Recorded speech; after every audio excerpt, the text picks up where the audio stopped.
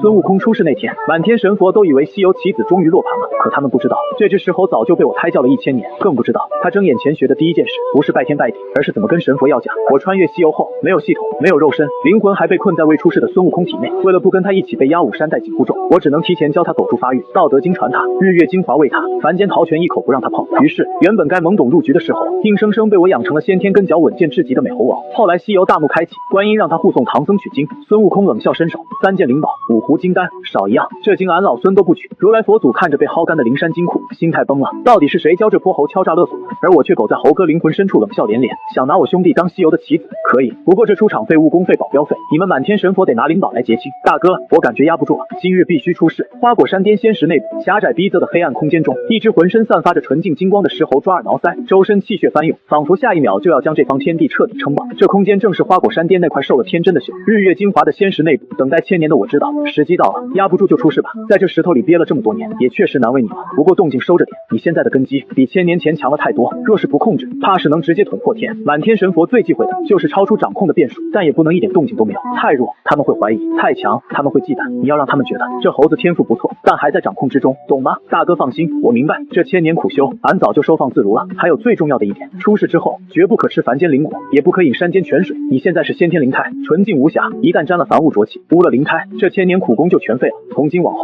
只靠你自己悟出的功法吐纳，餐风饮露，吸食日月精华，把这副最纯粹的根脚保住。记住了，记住了，凡间的烂桃子，俺才不稀罕。大哥，那俺可就开崩了。去吧，西游大幕该由我们亲手拉开了。我藏在孙悟空本源真灵深处，等这一刻，已经等了整整1000年。谁能想到，我一个现代打工人，一觉醒来，竟然来了西游世界。1000年前，我的灵魂被这块仙石吸入，阴差阳错，和还在孕育中的灵明石猴绑定。从那一天起，我和他成了共生之体，没有系统，没有金手指，但我并不慌，因为我藏在孙悟空的本源真灵深处，受他庇护。只要这只天命石猴不死，我就能万劫不灭。这几乎是3界最安全的避风港。可这还不够，这里是西游世界，满天神佛的目光早就盯上了这块石头。剧本已经写好，猴子只是他们案板上的鱼肉，将来被镇压，被带上紧箍咒，受尽摆布。他遭罪，我也得跟着遭罪。所以这1000年我没有闲着，既然来了，那就改命。为了我的长生大道，也为了这猴子不再任人摆布，我做了他的传道人。前世记下的道德经，被我一字一句讲给他听。原本只是凡俗典籍，可到了这神魔世界，竟然化作直指大道本源的无上心法。孙悟空不愧是混世4猴之首，悟性恐怖到离谱。仅凭那些经文，他便自行悟出一部玄妙功法。整整1000年，他疯狂吞吐天地灵气，吸收日月精华，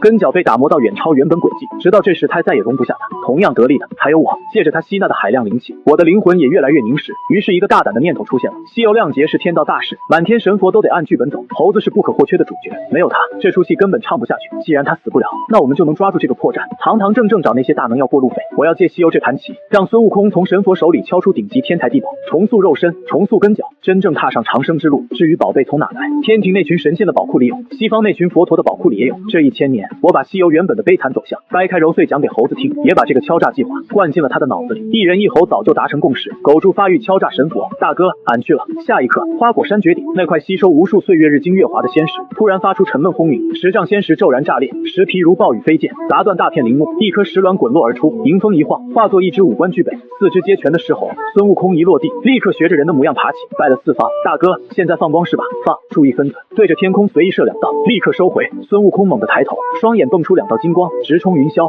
33重天的凌霄宝殿，仙雾缭绕，玉皇大帝端坐龙椅俯视群臣，2道金光划破天穹，众仙一片哗然。下方何物？敢惊扰天庭？玉帝声音宏大，传遍宝殿。千里眼顺风耳，去查下界发生何事。2名神将立刻出列，片刻之后匆匆返回，启奏陛下，下界东胜神州傲来国花果山有一块仙石崩裂，产下一只石猴，方才金光便是此猴沐浴而出。玉帝眼帘微垂，神色深不可测，下方之物乃天地精华所生，不足为意，退下吧。众仙眼观鼻，鼻观心，无人多言。算算时辰，佛门大兴的棋子已经落下，一切都在天数之中，谁会真正在意一枚注定被摆弄的棋子？同一时间，犀牛贺州大雷音寺9品功德莲台之上，如来佛祖缓缓睁开慧眼，嘴角浮出笑意。阿弥陀佛，天数运转，虽时2载，灵猴已出，西行之局自今日始。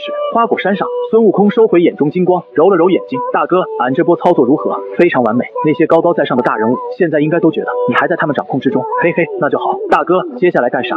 下山去找你的同类，记住保持低调。满天神佛的宝库正等着咱们兄弟挨个化缘。大哥，你之前不是说要俺早点去方寸山拜师学艺吗？俺直接去海边砍树造船，出海拜师，不是更痛快？怎么还要去找那群猴子？这不是浪费时间吗？花果山林间，一道金光在参天古木之间急速穿梭，孙悟空单手抓住藤蔓，借力翻身，稳稳落在巨石上。你当满天神佛是傻子？你现在是刚从石头里蹦出来的野猴子，哪有野猴子第一天出世就知道出海寻仙？问道，你觉得合理吗？孙悟空眨了眨眼，不合理，太假了。大哥的意思是，俺得装，对，不仅要装，还要装得顺理成章，先融入猴群，和他们打成一片，然后按照天上的安排，找到水帘洞，当上美猴王，在花果山上无忧无虑玩上几年。等几年后，你再装作玩腻了，突发奇想，想去海的另一边看看，这才叫顺理成章。高，大哥实在是高，俺这就去给他们演绎出好戏。孙悟空嘿嘿一笑，纵身跃入密林深处。花果山乃十洲祖脉，灵气充沛，奇花异草遍地都是。行至半山腰，一股浓郁果香扑面而来，前方是一片望不到头的桃林，树上挂满拳头大小的灵桃，百里透红，微光流转，甜香诱人。孙悟空刚出世，生理本能还在，肚子当场叫了起来，他的手下意识伸向一颗桃子，住手！孙悟空猛地僵住，大哥，忘了我说过什么？你这具身体是先天灵胎，纯净无瑕，这花果山的桃子再好，也只是凡根着种，吃一口，先天之气就会被浊气污染，先天灵胎立刻变成后天妖躯，这千年苦功也就废了。在你修炼有成之前，不许吃东西。孙悟空吓得连退3步，再看那颗鲜红灵桃，像是在看剧毒之物，不吃，俺绝对不吃，烂桃子，白给俺都不吃。他转身就走，半点不带犹豫。这猴子野性难驯，但有一点极好，听劝，执行力更是顶配。越过桃林，前方传来一阵叽叽喳喳的吵闹声，一群猴子正在林间嬉戏，有的在树枝间荡来荡去，有的在草地上争抢松果。孙悟空放慢脚步，收敛身上那一丝若有若无的金光，装出懵懂好奇的模样，慢吞吞走了过去，不打架不抢食，只是安静坐在一旁，看着猴群玩耍。一只胆大的小猕猴凑过来，围着他转了2圈，又伸出爪子碰了碰他的狮猴皮毛。孙悟空咧嘴一笑，顺手从草丛里揪出一根杂草递了过去。小猕猴接过杂草，欢快叫了2声。不到半个时辰，孙悟空凭着天生亲和力，彻底混入猴群。他学着普通猴子的模样，在树上攀爬跳跃，和他们追逐打闹，不显露任何超凡力量，看起来就是一只普普通通的野猴子。这演技若放在前世，影帝都得给他让路。时间一天天过去，白天孙悟空是猴群里最活跃的那一，带着小猴子们漫山遍野疯玩。夜晚等群猴熟睡，他便独自爬上花果山最高处的古树之巅，盘膝而坐，运转功法，漫天星光与月华化作银线，悄无声息汇入体内，不断淬炼他的先天灵胎。我的灵魂也在月华滋养下越发凝实。渐渐的，猴群发现了不对。这天正午，阳光毒辣，一只年长猿猴拿着2个熟透香蕉递到孙悟空面前。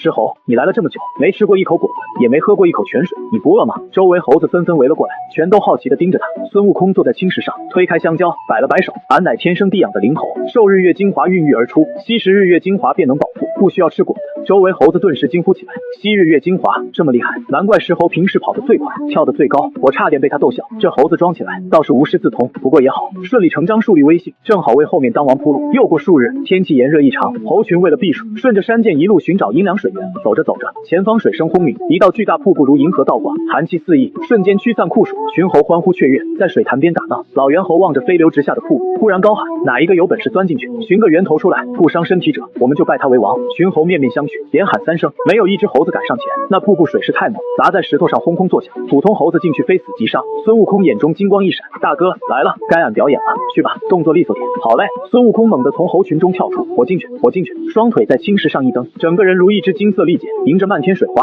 径直穿过瀑布，没有半点阻碍。他稳稳落在一座铁板桥上，桥下水流冲灌石窍，倒挂而出，正好遮住洞门。走过铁板桥，里面是一座巨大天然石洞，10座石床10盆10碗，一应俱全。洞中干干净净，没有半点水汽。正中石碣上刻着10个古篆大字：花果山福地，水帘洞洞天。大哥，这地方还真不错。自然不错，这里以前可是仙家福地，满天神佛为了给你铺路，也算煞费苦心。先别管这些，出去叫他们进来，你的猴王身份该落实了。孙悟空收敛情绪，转身跃出瀑布，大造化，大造化！他落在水潭边，对着群猴大喊：里面没有水，是一座天造地设的家当，足够咱们老少居住。群猴大喜，在孙悟空带领下，纷纷壮着胆子穿过瀑布。一进水帘洞，猴子们彻底乐疯了，抢盆夺碗，占床争坐，闹作一团。等他们折腾累了，孙悟空端坐在最上方的石座上，轻咳一声：你们刚才说过，谁能进得来出得去，不伤身体，就拜他为王。如今俺给你们寻了这等安身立命的洞天福地，为何还不拜俺为王？水帘洞里瞬间安静，老猿猴率先上前，扑通跪倒，拜见大王。其余猴子这才反应过来，齐刷刷跪满一地，拜见大王。孙悟空坐在石座上，看着下方沉浮的猴群，嘴角咧到耳根。从今往后，俺就叫美猴王。当满天神佛等着孙悟空出海拜师时，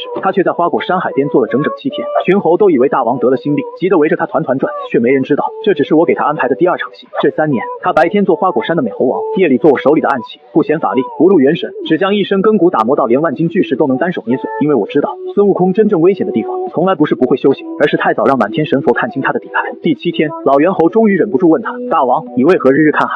孙悟空望着海平线，轻轻叹了口气，俺玩腻了，想去海那边转转。满山猴子都慌了，只有我在他识海里冷笑。从这一刻起，西游剧本照旧开演，但每一步都得按我们的价码来。从那天起，我就知道出海的时机快到了。水帘洞顶端，孙悟空摊开手掌，看着掌心簌簌落下的石粉，眼底压着兴奋。大哥，他的声音在识海里响起，我现在这一拳，感觉能把水帘洞打穿，是不是该出海了？3年了，这3年，孙悟空白天带着群猴满山疯跑，上树掏鸟窝，下河摸鱿鱼，整座花果山快被他翻了个遍。可一到深夜，他就会爬上悬崖，盘膝吐纳，海量灵气灌入体内。但我不让他入丹田，也不让他聚元神，所有灵气全都压进四肢百骸、皮肉筋骨。我不懂真正的修行，前世看过再多网文，放到真实的西游世界，也只是纸上谈兵。但有一点绝不会错，肉身强永远不亏，更何况后面还要去方寸山拜师。要是带着一身高深法力去见菩提祖师，麻烦就大了。那不是天赋，那是破绽。可只打磨肉身就好解释多了，天生地养，根骨强横，满天神佛都挑不出毛病。大哥，孙悟空的声音在识海里响起，压不住兴奋。我现在这一拳，感觉能把水帘洞打穿，是不是该出海了？3年狗发育，他的性子比刚出世时沉了不少，但那股野性还在骨子里烧着，是时候了。不过不能直接走。孙悟空挠了挠腮，大哥，我懂，演戏嘛，明天怎么演？明天开始，别再带猴子们进山玩，去海边找最高的礁石坐下，每天就看着大海，什么都别干，什么都别说。孙悟空愣住，看海，看海干什么？装深沉。他一时没反应过来，我继续给他拆。你天天坐在那里，猴子们肯定会觉得奇怪，他们会问你怎么了，到时候你再说这花果山待了3年，玩腻了，你想去海的另一边看看。这样一来，出海就顺了，不是寻仙，不是问道，只是野猴子好奇心重，想去远处玩。满天神佛现在未必盯着你，但该走的流程一步都不能少。孙悟空咧嘴一笑，懂了，大哥看我的。第2天清晨，花果山反常了。往常这个时候，美猴王早就扯着嗓子喊群猴去后山摘果子，可今天水帘洞里安安静静，群猴找了一圈，最后在东边海岸线上找到了他们的大王。孙悟空坐在一块黑色礁石上，海风吹动金毛，他双手托着下巴，望着海平线尽头，背影拉得很稳，孤独落寞，还有点装出来的沧桑。第1天，猴群以为大王在玩新花样，没人当回事。第3天，小猴子捧着野果来找他，他只是摇头叹气，继续看海。第7天，老猿猴终于忍不住了，大王，您这几天天天盯着大海，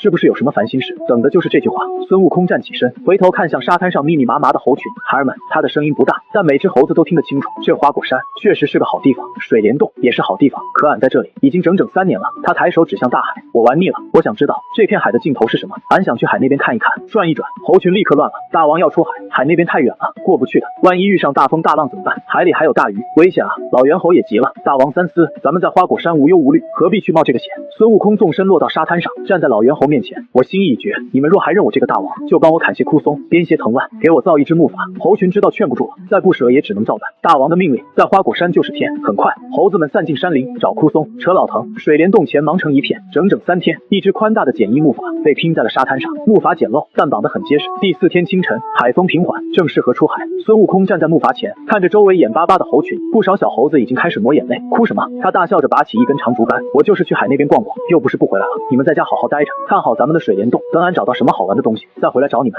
说完，他直接跳上木筏，竹竿往沙滩上一点，木筏借力冲进海水，顺着退潮的浪，快速离开岸边。群猴站在岸上挥手，越挥越远。孙悟空站在木筏前端，迎着咸腥海风，兴奋的浑身发紧。大哥，出来了，我终于出来了。我看着渐渐远去的花果山，心里却没那么轻松。别高兴太早，你这破木筏连个帆都没有，打算怎么横渡这片大洋？前世看西游记，只觉得猴子坐个木筏，飘着飘着就到了南赡部洲，现在真到了海上，才知道这是有多离谱。几根烂木头，一根竹竿，就想横渡东海，这不是冒险，这是赌命。孙悟空却不在意，大哥放心，我力气大，用竹竿划水一样快。他抡起竹竿，在水里猛划，木筏速度果然快了不少，只能在心里安慰自己，孙悟空是西游主角，天命之子，出海必到南赡部洲，应该不会翻车，应该吧？东海之上，碧波无边。孙悟空站在木筏前端，双脚像钉进木头里，双手握着粗竹竿，疯狂划水，水花朝两侧飞溅。那只粗糙的木筏被他硬生生划出惊人的速度，海面被拉开一道长长的白痕，我看得心里发紧。原著里写他随波逐流到了南赡部洲，现在才明白，这哪是随波逐流，这分明是个不知疲倦的肉身怪物。就孙悟空现在这身力气，别说划木筏，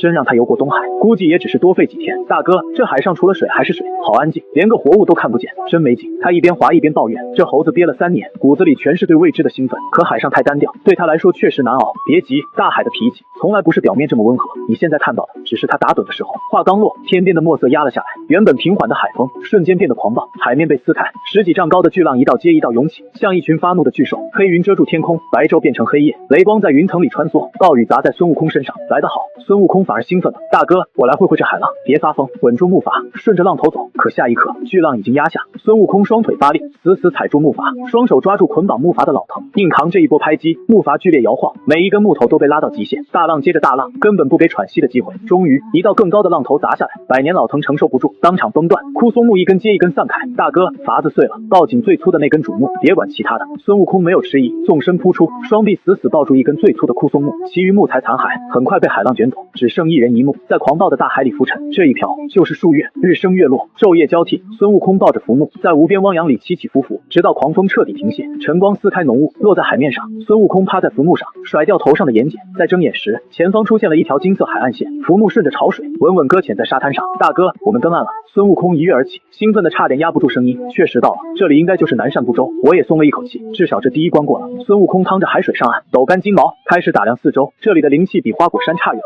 他本能有些不适。就在这时，前方礁石后面传来人声，几个穿着粗布麻衣的渔民正光着脚在浅水区整理渔网。孙悟空眼睛一下亮了，人，大哥，是和我长得差不多的人。3年猴王生涯，他天天面对的都是猴子，现在终于见到人，自然忍不住。他挺直腰板，大摇大摆走过去，喂，他咧开嘴，热情的挥手。一个年轻渔民抬头，四目相对，那人脸色瞬间白了。在他眼里，一个浑身金毛、尖嘴猴腮的怪物正冲着自己呲牙。妖怪！渔民扔下渔网，连滚带爬往岸上跑。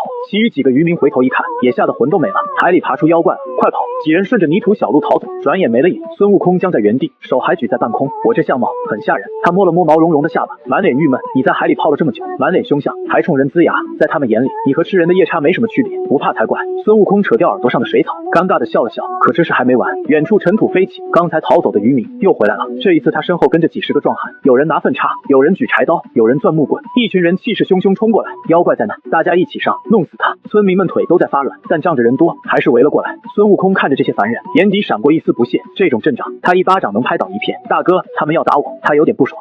好，对，装害怕，抱头鼠窜，越狼狈越好。孙悟空虽然野性难驯，但对我的话一向照做。他立刻收起眼里的不屑，双手抱头，别打我，别打我！下一刻，他四肢并用，在沙滩上连滚带爬，往人群缝隙里钻。村民一看这妖怪这么怂，胆子立刻大了。妖怪跑了，快追，别让他进村祸害人！几个人抡着木棍追上去，一路追到密林边缘。林子里阴暗幽深，村民们停下脚步，谁也不敢进去。算这畜生跑得快！壮汉骂了一句，带着众人往回走。密林深处，孙悟空蹲在参天古树的树杈上，看着那些凡人走远。大哥，我演的怎么样？无懈可击。在南赡部洲的第一场戏，你演活了。孙悟空念着这个名字，南赡部洲，这就是海那边的地方。接下来怎么办？继续演，按照之前定好的基调，这里是人族地盘，你现在不是花果山大王，而是一只初来乍到、对人类社会一无所知的野猴子。他们怕你，驱赶你，你就表现出茫然和害怕。一次次碰壁之后，再开始模仿他们，穿衣服、直立行走、学人说话，主动融入人类社会。最后要通过人类的嘴，意外知道生老病死。这样一来，求仙问道的念头才顺理成章。孙悟空挠了挠下巴，嘴角露出狡黠。大哥，这就是你说的做戏做全套。对，懂了，演戏我在行。接下来几天，南赡部洲沿海城镇边缘多了一只奇怪的野猴子，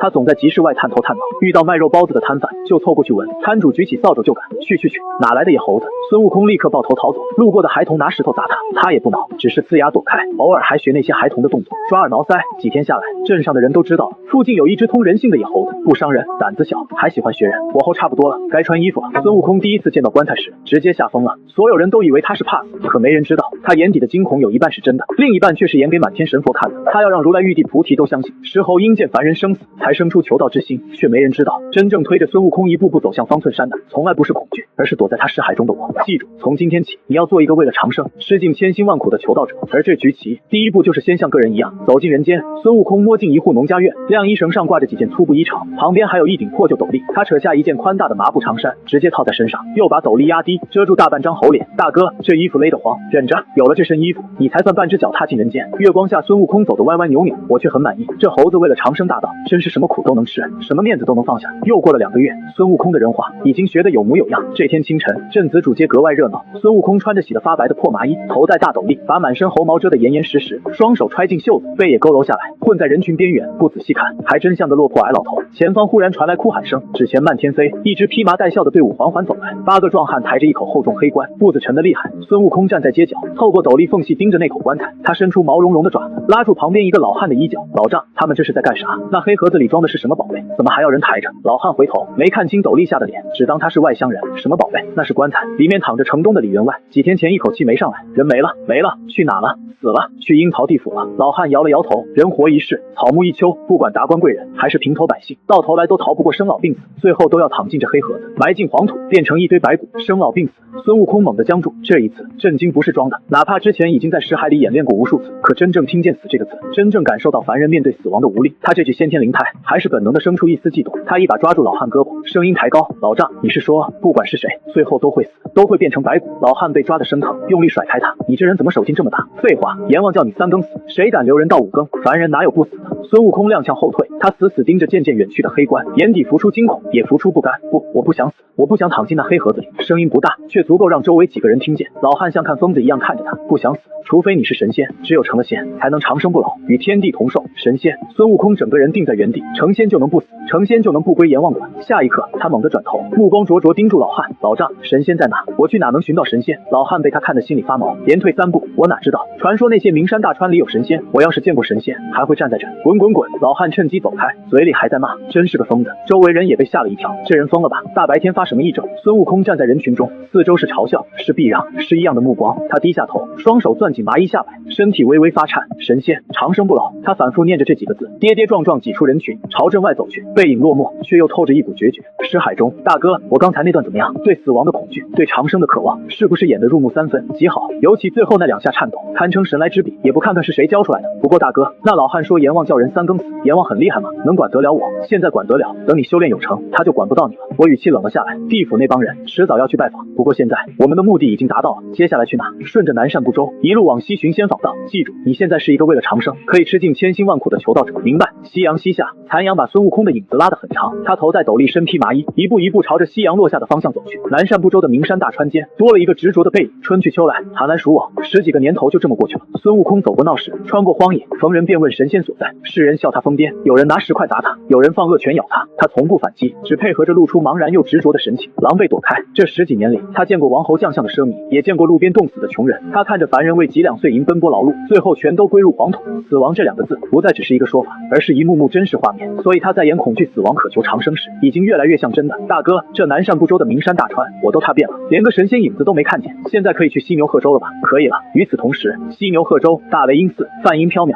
金光照世，九品莲台上如来佛祖半合双目，指尖轻轻捻动，无形天机在他掌心化作一缕缕金线。忽然他动作一停，嘴角浮出淡笑：“我佛何事发笑？”观世音菩萨立于下手，双手合十：“阿弥陀佛。”那时候竟已到了犀牛贺州地界，可是出了变数，算不得变数，反倒是喜事。如来指尖一点，半空浮现一道模糊虚影，画面里孙悟空坐着破木筏，在海浪中起伏漂泊。这顽猴机缘巧合乘木筏出海，孤身飘至南赡部洲，又在人族城镇中亲眼见了凡人生老病死，于是生出大恐惧。他本该在花果山享乐300载，如今却提前被生死所拒，生出求道之心，四处寻仙。此乃天道助我佛门大兴，连接引之功都省了。观世音面露喜色：“阿弥陀佛，既如此，可要派人指引1、2。”不必。如来挥手散去虚影，他有他的去处，我等只需静候时机。诸佛齐声诵念佛号，面露欣慰，没人在深究，一只野猴子罢了，凭着本能行事，能翻出什么浪花？33重天凌霄宝殿，玉帝端坐龙椅，面前悬浮着昊天镜，镜中正是孙悟空跌跌撞撞爬上一座陡峭山峰的背影。陛下，这妖猴出海求仙的时间似乎早了数百年。太白金星立于阶下，手持拂尘，神色迟疑。无妨，天地郁郁的灵物，受凡俗浊气一击，趋利避害乃是本能。他既然愿意提前入局，便由他去。左右不过一枚棋子，翻不出这片天。33重天外，兜率宫，太上老君手持蒲扇，正对着八卦庐山峰。他动作一顿，目光穿过重重云海，落向凡间，自行求道。老君抚须轻笑，倒是个有悟性的猢狲。他没有再多看，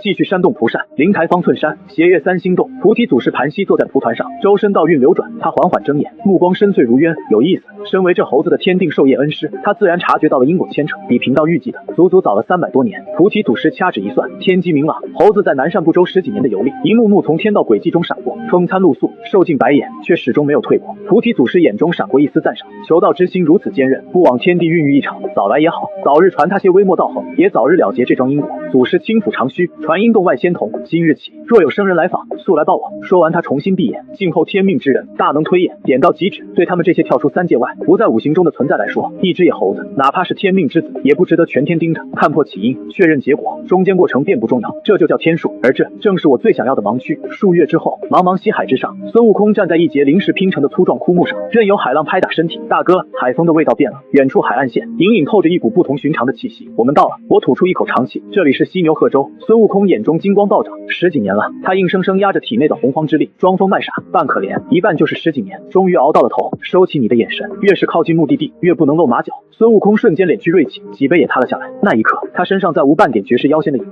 只剩腐朽疲惫，还有一路风霜压出来的衰败感。这演技，连我都想给他叫好。登岸跋涉，又是一段漫长枯燥的寻访之路。直到这一日，孙悟空穿过一片浓密瘴气林，眼前视野骤然开阔，前方是一座钟灵毓秀的参天巨院，群峰如锦，万仞如屏，山色寒清，云气缭绕，林间仙鹤振翅祥云盘旋，空气里灵气浓得几乎能看见形状。大哥，这山肯定有真神仙，这就是方寸山。我的语气没有半点轻松，反而前所未有的凝重。悟空，收心，接下来才是真正的考验。大哥，接下来怎么演？不演了。孙悟空当场愣住。大哥，你之前不是说做戏要做全套吗？那是给你求仙问道，做一个合理解释。从现在开始，你要面对的是这座山里的主人，一位真正跳出三界外，不在五行中的恐怖存在。在这种人物面前，任何伪装，任何刻意，都像白纸上的黑墨一样刺眼。演戏只会让他觉得你心机深沉，甚至心生厌恶。孙悟空抓了抓腮边毛发，神色彻底凝重。那我该怎么做？拿出你求道的真心。你跨过茫茫东海，在南赡部洲风餐露宿10几年，心里难道没有一点对长生不老的渴望？难道没有一丝想掌控命运的执念？把这些真实的东西全部放出来，除了我的存在绝对保密。菩提老祖问什么你就答什么，不用藏拙，不用装傻。他要看诚意，你就给他看你最干净、最纯粹的底色。真诚才是跨过一切防线的必杀技。孙悟空沉默下来，他缓缓闭眼，脑海中花果山顶的狂风一幕幕掠过，东海怒浪中木筏几次险些散开，南赡部洲小镇上那口黑漆漆的棺材也再次浮现。长生不死，手握天命，这些从来不只是戏。10几年间，这份执念早已扎进他的神魂深处，化成无法磨灭的野光。孙悟空猛地睁眼，原本佝偻疲惫、猥琐的野猴气质瞬间消失，他脊背挺直，金毛在树影漏下的阳光里泛着光，那双眼睛里只剩如深海般的平静，还有不可撼动的执着。大哥，我明白了，明白就好。我的声音开始变得缥缈虚无。从你踏上这座山的第一步起，不要再主动和我沟通，心里想也不行。等时机完全成熟，我会主动联系你。孙悟空心头一震，是大哥，去吧，悟空，去拿下你应得的造化。话音落下，我的意识彻底沉寂，再无半点波澜。大哥，我绝不让你失望。孙悟空没有再停留，大步迈出瘴气林，沿着一条蜿蜒青石古道向山顶攀登。山路幽静，行至半山腰，一阵苍劲歌声穿过林海，落入耳中。观气柯烂，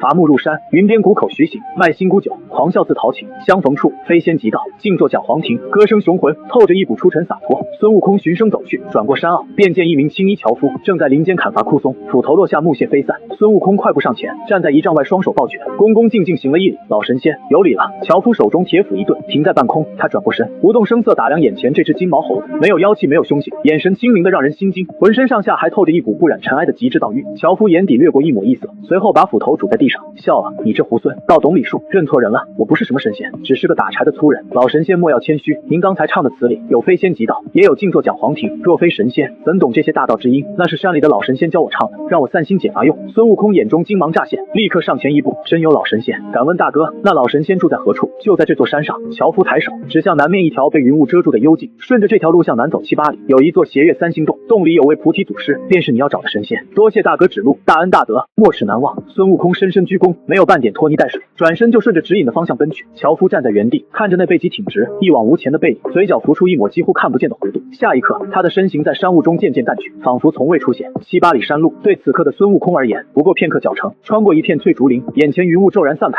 一座气象万千的洞府立在陡峭崖壁之下，洞门紧闭，门旁静静立着一块10丈高的白玉石碑，上书10个大字：灵台方寸山，斜月3星洞。字迹苍劲，隐有大道流转，只看一眼便让人心神激荡，灵魂发紧。孙悟空快步上前，抓起门上铜环，重重叩响洞门，1下2下3下，沉重的敲门声在幽谷中层层传开。片刻后，2扇厚重石门缓缓向内开启，一名粉雕玉琢、梳着2个道髻的仙童迈步走出。你是何人？我家祖师刚才升座讲道，忽然让我出来开门，说外面有个修行的来访，可是你吗？孙悟空猛地抬头，满脸狂喜，他双手合十，声音因为极致激动而发颤：是我，我是从东胜神州傲来国花果山来的，特来此处寻访老神仙，求学长生不老之术。仙童上下扫了孙悟空2眼，听见东胜神州4个字时，他原本高高在上的神情瞬间凝住。2重大海，一方大洲，一只周身没有半点妖力波动的反骨野猴，单凭一双脚，怎么可能活着走到灵台方寸山？这一路他得吃多少苦，咽多少霜雪？既是真心求道，便跟我进来吧。仙童压下心头震动，态度缓和许多，转身引路。孙悟空抹去脸上灰尘，紧紧跟在后面。跨过门槛的那一刻，周遭景象豁然变幻。外面看只是一座山洞，里面却是一方无垠天地，层层白玉楼阁拔地而起，仙葩异草遍地生辉，奇珍异兽在林间穿行，浓郁灵气化作白雾，缭绕不散。可孙悟空连头都没转一下，他不想看什么仙葩异草，什么白玉楼阁，在10几年的生老病死面前，全都不值一提。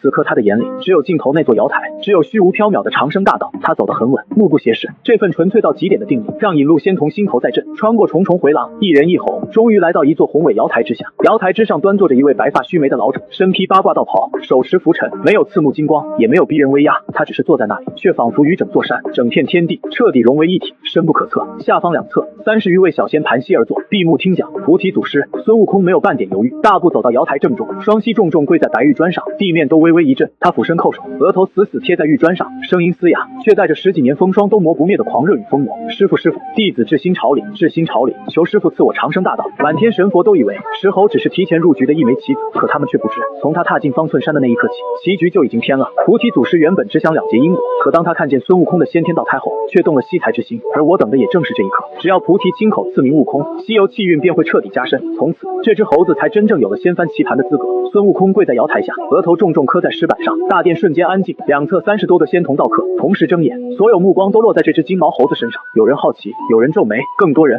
是想不明白，一只猴子怎么闯进了邪月3星洞。瑶台之上，菩提祖师端坐蒲团，他没有急着开口，目光落在悟空身上，只停了一眼，手里的拂尘便微微一顿。我知道，他看出来了，悟空的根基太干净，气血如大河奔涌，先天无漏，纯净到不像后天生灵。凡间红尘最污浊，只要吃一口凡食，喝一口山泉，先天灵胎就会被后天之气沾染。可悟空在南赡部洲走了10几年，竟然还保着这副无瑕道胎，这不合理，也太逆天。对任何传道之人来说，这都是梦寐以求的弟子。菩提祖师自然也动心，可他更清楚，悟空不是普通弟子，他是西游亮节的核心，是佛门大兴的棋子。满天神佛早就替他铺好了路，这块绝世璞玉注定会被各方势力争着雕琢，天意如刀，定数难违。哪怕菩提祖师跳出3界外，不在5行中，也不能随意逆转天道大势。可我更清楚，大道50，天眼49，总有一线生机。只要悟空还保着这颗求道之心，只要他将来没有被满天神佛磨成他们想要的样，这条路就还有变数。瑶台上，菩提祖师终于开口：“你是哪方人士？将相关姓名说来。”再拜不迟，悟空直起身，跪在地上：“弟子乃东胜神州傲来国花果山水帘洞人士。”这话一出，大殿里顿时起了骚动，那些仙童道客交头接耳。东胜神州到犀牛贺州，中间隔着2重大海，一座南赡部洲。一只猴子说自己从那里来，谁信？菩提祖师脸色一沉，赶出去，分明是个撒谎诓骗之徒，哪里是修道的样子？两侧道童立刻上前，悟空急了：“我没撒谎，我真没撒谎。”菩提祖师抬手示意道童退下，他的目光压在悟空身上：“你若说的是实话，东胜神州到我这犀牛贺州，隔着2重大海，一座南赡部洲，你一个猢狲，如何到得这里？”悟空仰起头，眼神清亮：“弟子是乘木筏过来的，漂洋过海，又在南赡部洲走了10几年，受尽苦楚才寻到这里。弟子句句属实，绝无半句虚言。”大殿里的议论慢慢停下，菩提祖师当然知道悟空没撒谎，这一问不过是要让所有人都听明白，这猴子不是乱闯进来的，他是真有求道之心。菩提祖师语气缓了下来，既是逐渐行来，也算命中有此机缘。你姓什么？悟空挠了挠脸，弟子无姓。人若骂我，我也不恼；若打我，我也不嗔，赔个礼就罢了，一生无姓。菩提祖师摇头，不是这个姓，我是问你父母姓什么？悟空神色一怔，弟子无父无母，既无父母，难道是树上长出来的？弟子是石头里蹦出来的。悟空答得坦荡，花果山上有一块仙石，有一年仙石裂开，我就生出来了。我没有名字，山里的猴子都叫我美猴王，等的就是这一刻。从花果山开始，我一直刻意避开称呼问题，在外面他是美猴王，在石海里我只叫他猴哥，绝不能让孙悟空这个名字提前出现。天地灵物，因果未定，名字就是接入天地因果的钥匙，只有菩提祖师亲口赐名，悟空才算真正接过西游天命。到了那一步，我们才有资格站到天道的庇护之下，后面的计划也才能正式展开。瑶台上，菩提祖师眼底多了一丝笑意，原来是个天生地养的灵物。他打量着悟空，这身躯虽是猢狲，却像个食松果的猢狲。我便从你身上取个姓氏，叫你姓胡。胡字去了寿榜，乃是古月，古者老也，月者阴也，老阴不能化育，叫你姓孙倒好。孙字去了寿榜，乃是子系，子者而男也，系者应系也，正合婴儿本论，便教你姓孙。悟空大喜，连连磕头：今日起，我有姓了，就姓孙。他抬起头，眼里全是期待。师傅，既然有了姓，再赐个名吧，有了全名才好换我。菩提祖师轻抚长须，我门中有12个子，分派起名，到你这一代正当第10倍。悟空立刻竖起耳朵，哪12个字？广大智慧真如性海引悟圆觉。菩提祖师一个字一个字说出，大殿里的气息都像被牵动。排到你，正当是个悟字，既然姓孙，排在悟字辈，便赐你法名悟空。这3个字落下，冥冥之中一股无形天道气运从9天垂下，直接落在悟空身上。西游大劫最核心的齿轮，在这一刻彻底转动。悟空浑身一震，神魂深处像有什么东西被点亮，他笑得灿烂，再次重重磕头：好名字，从今往后我就叫孙悟空。拜师礼成。大殿里那些仙童道客在看悟空，眼神已经变了，刚才的轻视没了，取而代之的是同门师弟的接纳。菩提祖师挥了挥拂尘：去吧，跟着师兄们去外面学习洒扫应对，进退周旋之节。从明日起随众听讲，多谢师傅。悟空领命退下。灵台方寸山，斜月3星洞，一晃1个多月过去，悟空每天清晨早起，跟着师兄学言语礼貌，讲经论道，习字焚香，闲下来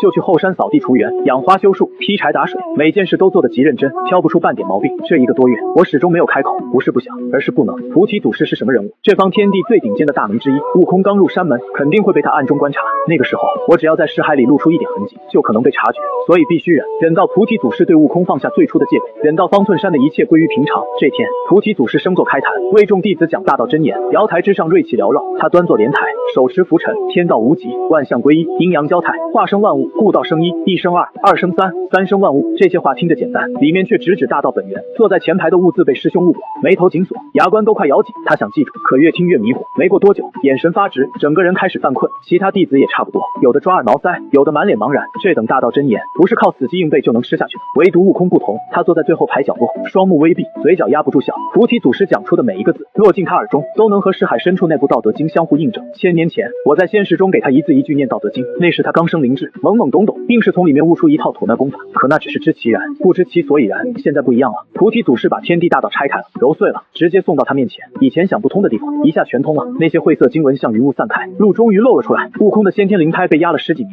这一刻开始疯狂汲取周围的大道法则。我能清楚感到他的气息在变，不是修为暴涨，而是根基在变厚，底子在变稳，这才是最可怕的地方。菩提祖师的目光也曾从大殿末尾扫过，他一定发现了，悟空不是单纯听懂，而是在顿悟，甚至体内还散出一种与天地同源的古老道域。这悟性，放眼三界也找不出几个，不愧是灵明狮吼，混世四猴之首，天生为道而来。夜色落下，洞中归于安静，悟空独自盘膝坐在简陋木床上，呼吸绵长。这时我终于开口，悟空，这1个月憋坏了吧？悟空猛地睁眼，金色眸子里全是惊喜。大哥，你可算醒了，你不在，我心里总觉得没底。这句话我听得明白，从他诞生灵智开始，我的声音就陪着他，整整1000年，一人一猴，在仙识里相依为命，早就不是普通关系。这个月我彻底沉寂，他表面稳得住，心里一直悬着，稳住情绪，别一惊一乍。菩提老祖手段通天，你刚拜入山门，他一定会观察你。我那时若开口，很可能被他察觉，所以沉寂1个多月才敢出声。以后在方寸山必须谨慎。悟空连连点头，我懂，大哥都是为了咱们安全。这1个多月我老实得很，什么出格的事都没干，做得不错。这次听到感觉如何？一提这个，悟空立刻来了精神。大哥，师傅讲的东西太厉害了，你以前教我的道德经，我本来只懂个皮毛，只能拿来吸收灵气，可听了师傅讲道，我感觉脑子里那层窗户纸全被捅破，以前死活想不通的地方，现在一眼就能看穿。我现在就算不刻意打坐，体内气血也会自行运转，根基比在花果山时稳了1倍不止。这结果比我预想的还好。灵明石猴的悟性确实不讲道理。悟空，你记住，你这位师傅绝非寻常神仙，他身兼儒释道3家之长，所讲的都是天地间最本源的大道。这种机缘，3界之内不知道多少人求都求不来，既然遇上了，就必须抓住。悟空重重点头，大哥放心，我听到比谁都认真，眼睛都不眨一下。光听到还不够，你现在最大的短板不是悟性，也不是根基，而是底蕴。悟空愣了一下，底蕴是个啥？就是见识。你是天生地养的狮吼，对这方天地的历史规矩、法术体系、天才地宝全都不了解。你现在就像一个空有绝世蛮力，却连字都不认识的人。满天神佛为什么高高在上？因为他们活了无数岁月，见过的功法比你走过的路都多，他们随手捏个法诀，你连对方是什么路数都看不出来，怎么打？悟空立刻急了，大哥，那我该咋办？去金阁，我给出答案。邪月3星洞的金阁里面收的绝不会是普通书，从明天开始，除了每日功课，你所有闲暇时间都去金阁看书，不要急着学什么天下无敌的神通，先看最基础的道经佛卷、杂记游记，把这方天地的常识和理论全都刻进脑子里，书读100遍，其义自见。等你看破万卷书，底蕴足够深，以后融合万法，走出自己的大道，才有真正的底气。悟空眼中金光大盛，大哥，我明白了，明天我就去金阁。很好，还有最后一点，在方寸山期间，为了安全，我们只在夜深人静时联系，白天不管遇到什么事，都不许在识海里喊我，就算晚上也不要频繁联系，有重要的事再沟通。悟空神色一正，大哥放心，我记住了，绝不坏事。休息吧，养足精神，明天去薅菩提的羊毛。所有人都以为孙悟空在方寸山白混了15年，当师兄们苦修法力时，他却日日泡在金阁，翻那些没人看的闲书。可15年后，菩提祖师再次开坛，满殿弟子听得到心震荡，唯独孙悟空当场大笑，众人骂他疯癫无礼，祖师更是怒敲他3下，拂袖而去。但没人知道，那3下不是责罚，而是真正传法的暗号。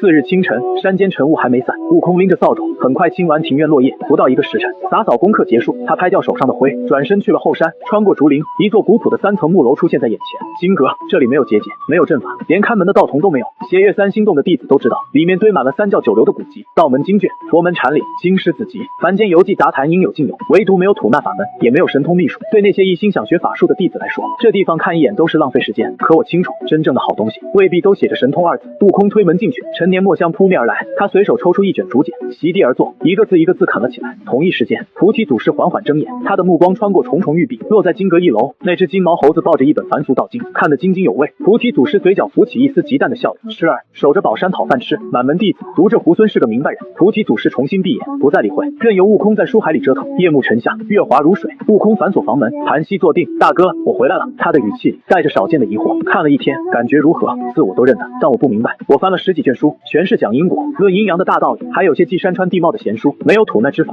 没有神通法术，连个强身健体的把式都没有。大哥，看这些东西真的有用吗？我没有直接回答。悟空，你觉得菩提老祖是个闲人吗？自然不是，师傅那是通天大能。既然是通天大能，为何要在道场里建一座毫无用处的金阁？为何任由这些典籍堆在那里吃灰，却不设任何阻拦？悟空顿住了，修道修的不只是法力，还有心境和眼界。没有法力可以慢慢练，可没有底蕴，将来就算学会法术，也只是个会变戏法的野猴子。你看不透天地运转，也看不懂大道根本。神通法术是术，术有极限。金阁里的是道，把三界常识、万物规律全都刻进脑子里，以后学任何法术，才能一眼看穿本质，万法归一。菩提老祖把书放在那里，就是在筛选真正有悟性的求道者。悟空的眼睛猛地亮了，那点疑虑瞬间散尽。大哥，我懂了，师傅这是在考验咱们，明白就好，静下心接着看。每一本书，每一个字都先记住，不求甚解没关系，先强行刻进脑子里，总有一天这些东西会让你受用无穷。好嘞，我明天接着去。从那以后，方寸山多了一道雷打不动的风景。悟空每天做完功课，就一头扎进金阁，直到日落西山，钟声响起才回房间。一天两天，一月两月，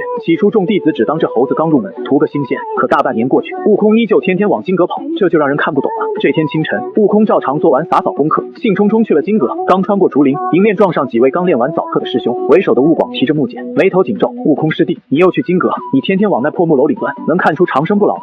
修道修的是法力神通，你跨过两重大海来求道，难道就是为了在方寸山当个认字的穷酸秀才？悟明也跟着开口，是啊，悟空师弟，师傅上次讲到深奥无比，我等参悟大半年才摸到一点皮毛，你把时间全浪费在看书上，等下次师傅考校功课，拿什么应对？听师兄一句劝，别看了，好好打坐练气才是正经。几位师兄满脸真诚，悟空对众人行了一礼，态度恭敬的很。多谢几位师兄提点，师兄们的恩情我记在心里了。不过师兄，我是山野猢狲，底子太薄，师傅讲的道太深，我脑子笨，想不明白。我就想着多翻翻这些经书，长长见识，说不定哪天就能从书里悟出点师傅讲的道理。至于师傅讲到的内容，我每天夜里都在房间仔细参悟，绝不敢耽误。话说的憨厚，姿态也放得低。几位师兄面面相觑，只能无奈摇头。罢了，既然你执意如此，我们也不强求，你好自为之吧。几人叹着气离开，悟空脸上的憨笑慢慢收起，头也不回进了金阁。山中无甲子，寒尽不知年。斜月三星洞外的桃花开了又落，一转眼就是十几载春秋。这十几年里，菩提祖师在为开坛讲道，方寸山弟子都在闭关苦修。此刻祖师当年讲的大道残阴，悟空则像一块永不饱和的海绵，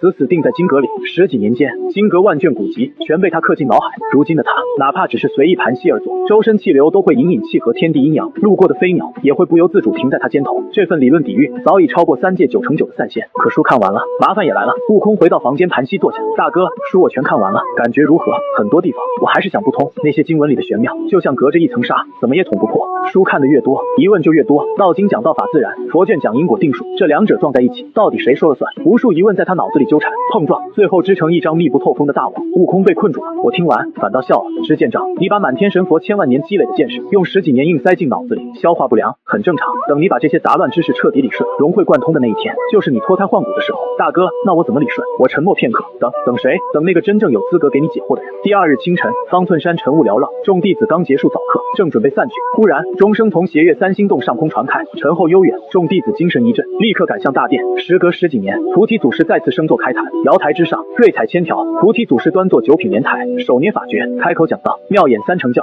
精微万法全，慢摇竹尾喷珠玉，响震雷霆动九天。大道真音在大殿内回荡，半空引现金莲，地面涌出灵泉，异香弥漫。这一讲直指本源天道。台下30余名弟子起初还正襟危坐，凝神静听，不到半个时辰，前排悟广已经脸色发白，额头渗汗，悟明双眼涣散，气息起伏不定。他们也被这剑杖困住，这种高深道法对他们而言根本无法消化。只有坐在最后排角落里的悟空完全不同，他盘膝而坐，双目圆睁，金色眼眸里金芒闪动。十几年，他在金阁死磕了十几年的古籍残卷，儒释道三家的经典，阴阳五行的玄理，那些曾经板结在他脑海里的东西，此刻终于被一一打通。菩提祖师吐出的每一句话，每一个字都像展开迷雾的利刃，混沌被劈开，疑惑被撕裂。原来是这样，阴阳交泰，竟是这般运转。道法自然与因果定数根本不是对立，而是一体两面。悟空压不住心里的狂喜，他咧开嘴，抓耳挠腮，最后忍不住拍着大腿笑出声。妙啊，太妙了！大殿里本就安静，这一笑格外刺耳。讲道声戛然而止，菩提祖师停下拂尘，目光落在悟空身上，众弟子纷纷惊醒，转头怒视：你这猢狲，为何在台下癫狂乐舞，不听我讲道？菩提祖师声音低沉，压迫感十足。悟空立刻收起动作，双膝跪地，磕了2个头。师父息怒，弟子诚心听讲，绝无半点不敬。只是师父讲的大道太妙，弟子十几年看书积攒的疑惑，今日被师父一语点破，弟子听得高兴，一时情不自禁，望师父恕罪。菩提祖师目光微动，这猴子在金阁泡了15年，他当然清楚，如今一朝听到，竟能将万卷繁杂理论融会贯通，这份悟性万古罕见。你既识得妙理，我且问你，你到洞中已有多少时日？回禀祖师，弟子来洞中已有15载，15年了，也算打牢了根。根基。菩提祖师拂尘一扫，你今日想从我这里学些什么道术？悟空精神一振，我知道真正的传法要来了，全凭师傅做主，只要能成仙得道，弟子都愿学。菩提祖师抚须轻笑，道字门中有360棒门，皆可修成正果。我教你数字门中之道，如何？这数字门是个什么讲究？数字门乃是请仙扶鸾，问卜叠诗，能知趋吉避凶之理。悟空眼神一凝，直奔核心。师傅，学了这个能长生不老吗？不能，不学，不学。悟空摆手，拒绝的干脆。菩提祖师也不恼，那我教你流字门中之道。这流字门又是何物？流字门乃是儒家、释家、道家、阴阳家、墨家、一家，或看经念佛，或朝真降圣，这般能长生吗？若要长生，也似壁里安柱。什么是壁里安柱？人家盖房，将柱子竖在墙壁之中，日后大厦将倾，柱子也必朽烂。悟空满脸嫌弃，那这也不长久。不学，不学。大殿内众弟子脸色都变了，祖师传法，他竟然一再拒绝。菩提祖师面色微沉，我教你净字门中之道，如何？这净字门怎么说？修良守谷，清净无为，参禅打坐，戒语持斋，或睡功或立功，并无作为，这般能得长生吗？也似摇头土坯。这摇头土坯又是什么意思？就如砖瓦窑里的土坯，虽已成型，却未遇水火锻炼，一朝大雨滂沱，必化为泥水。悟空立刻摇头，这般也不进，不学，不学。菩提祖师的脸色彻底沉了下来，他猛地站起身，声音拔高，那我教你动字门中之道。动字门乃是有为有作，采阴补阳，攀功探母，磨其过气，服妇乳，方是10千丹，这般能长生吗？悟空死死咬住这个核心问题，半点不松。菩提祖师冷哼，如水中捞月。何为水中捞月？月在长空，水中有影，虽然看见，只是无成，到底一场空。那更不学了，不学，不学。菩提祖师怒极反笑，大步走下莲台，手中戒尺高高举起，你这猢狲，这般不学，那般不学，你到底要怎样？戒尺落下，悟空脑门上当场挨了3下。菩提祖师打完，看都不看他一眼，倒背双手，转身走向大殿深处，中门重重合上，大殿内外彻底隔绝，全场死寂。足足过了10几个呼吸，众弟子才回过神。悟广面色铁青，指着悟空，气得手都在抖，你这泼猴，简直不知好歹！长生之道何等虚无缥缈，师傅愿传你棒门之法，已是天大的造化，你竟敢挑3拣4，还惹得师傅大发雷霆。就是，连累我等也听不成道。众人围上来，纷纷指责。悟空却出奇平静，不反驳，不发怒。他站起身，拍掉膝盖上的灰，对众师兄团团作揖，脸上又挂起憨厚笑容。师兄们息怒，师兄们教训的是我不知好歹，惹恼了师傅，我知错了，改日一定向师傅好好赔罪。态度极好，认错极快。众人见他这副骂不还口的模样，满腔怒火反倒无处发泄，朽木不可雕也。悟广甩袖离去，走走走，别理这疯猴子。众人纷纷摇头，带着怒气离开大殿。转眼间，偌大的大殿只剩悟空一人，他站在原地，脸上的憨笑一点点收敛，抬手摸了摸额头上被戒尺敲出的3个包，眼底有金光闪过。随后，他转身离开大殿，径直回到房间。木床上，悟空盘膝坐定，双目微闭。识海深处，我的声音响起，悟空，你可知他为何要当众打你这3下？今夜只要孙悟空说错一句话，便会亲手给自己套上第1道锁。菩提祖师要传的长生妙法，听着是天大造化，可我比谁都清楚，那只是命运递来的枷锁。学了长生，得了神通，再去闹天宫，被压五山，最后再带上金箍西行取经，一步不差，一环不漏。这只天生地养的灵明狮吼，最后仍会变成满天神佛手里最锋利的一把刀。所以长生远远不够。既然今晚后门一开，祖师愿意传法，那就不能只求活着，要么不开口，开口就要那跳出3界5行，斩断西行定数的无上大道。孙悟空坐在木床上咧嘴一笑，那股狡黠竟藏都藏不住。大哥，这还用猜？师傅白天打俺脑袋3下，就是叫俺3更去寻他，他倒背着手，关了中门，就是叫俺从后门进去，这分明是要避开众师兄，偷偷传俺真本事。我心里一松，这猴子终于开窍了，聪明。既然你已经看破，今晚就是你挣脱宿命的第一步。但这一次格局要打开，长生不老，在凡人眼里是天大的奢望，可在天上那些真正的大能眼里，只是入场的门槛。祖师今晚若传法，肯定会给你长生妙法，但你不能只要长生。孙悟空眼神一凝，我继续压低声音，你要向他求根本法，求那能直指大道的法门。长生只是活着，大道才是超脱。孙悟空重重点头，大哥放心，俺明白，要学就学最根本的。夜色越来越深，方寸山彻底安静下来。3更一到，众弟子都已入睡。孙悟空推开房门，沿着小路摸到菩提祖师寝殿后门，后门半掩，果然留着一条缝，这不是巧合，这是祖师留给他的路。孙悟空侧身钻了进去，房中清冷，菩提祖师还躺在榻上。孙悟空不敢出声，走到榻前，双膝跪地，安静等着。半个时辰后，祖师翻身，口中吟诵：难难难，道最玄，莫把金丹做等闲，不遇之人传妙诀，空言口困舌头干。孙悟空立刻伏地叩首，师傅，弟子在此跪候多时了。菩提祖师坐起身，披上道袍，你这猢狲，白天惹我生气，半夜又跑到我榻前，所谓何事？孙悟空仰起头，笑得灿烂。师傅白天打弟子3下，又到背手关门，正是叫弟子3更从后门来求教。若不是存心传我秘法，又怎会留着后门不拴？菩提祖师抚须大笑，好个猴头，果然是天地生成的灵物，悟性极高，竟能打破我盘中暗谜。笑意很快收起，祖师的神色变得庄重，你既识破，便是有缘。兔儿过来，我传你长生妙法。换成旁人听见长生2字，早就乐得魂不守舍。可孙悟空没有动，他直挺挺跪在原地，抬头迎上祖师的目光。那一刻，我知道真正的关键到了。师傅，白天在大殿，弟子求长生，是因为凡人皆惧生死，长生是修道的起点，但长生终究还在天地棋盘中，躲不过灾劫，逃不开定数。孙悟空深深叩首，求师傅传弟子跳出3界外，不在5行中，直指天地本源的无上大道，寝殿瞬间安静。菩提祖师那张古井无波的脸终于有了一丝变化，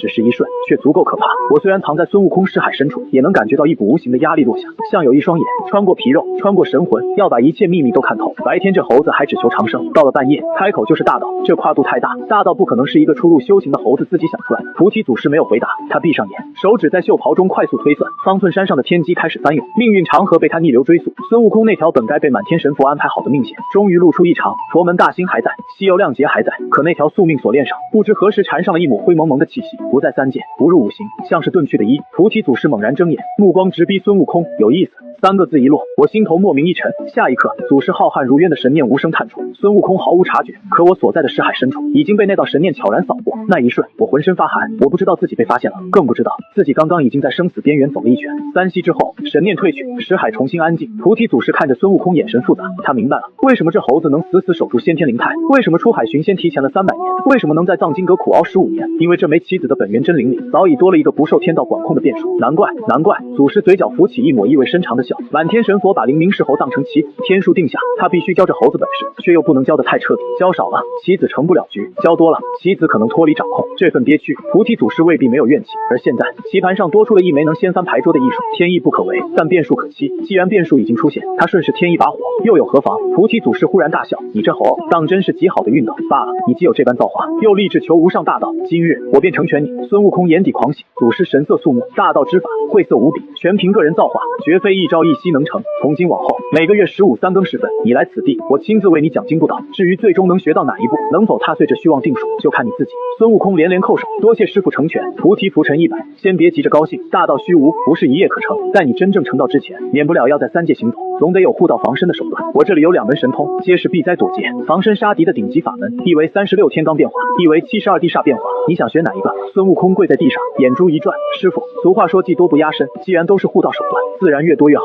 他双手一摊，理直气壮，弟子全都要。寝殿又安静下来，菩提祖师盯着这只不知天高地厚的猴子，又想到了藏在他识海里的我，一个满肚子算计，一个野性难驯，凑在一起确实绝配，全都要。祖师先是一怔，随即失笑，你这小子倒是贪心的很。这句话落在孙悟空耳朵里是打趣，可落在我心里却像一道寒意穿透神魂。不对，这15年来，菩提祖师叫孙悟空从来都是猢狲、猴头猴，偏偏这一次叫的是小子。菩提这种人物，言出法随，绝不可能口误。他在点我，悟空，别装了，他发现我了。孙悟空脸上的笑容瞬间僵住，大哥暴露了。下一刻，他没有半点犹豫，额头重重磕在白玉青砖上，坚硬的砖面当场裂开。师傅，千错万错，都是我的错。大哥在石头里陪了我1000年，教我规矩，护我根基。他只是一个没有半点修为的凡魂，全靠我的真灵养着，才没有消散。您要打药法，剥我的皮，抽我的筋，我绝无二话。但求师傅高抬贵手，放过我大哥。识海深处的我神魂一震，这猴子为了我，竟然连近在眼前的长生大道都敢扔，连菩提祖师的怒火都敢扛。我一时说不出话。菩提祖师静静看着他，他活了无尽岁月，见惯了修行者为求大道六亲不认，满天神佛个个斩断尘缘，自称清净。可眼前这只披毛戴角的猴子，反倒比天上那些泥塑木雕更有人情味。行了，别磕了，我这青砖都被你砸碎了。浮尘轻轻一挥，一股柔和却无法抗拒的力量把孙悟空拖了起来。你这猴倒是个重情重义的主。祖师不再绕弯子，他的声音变得悠远。大道50，天眼49，世间万物皆有定数，但定数之中总会留下一线生机，一丝变数。那道目光仿佛穿透孙悟空的躯壳，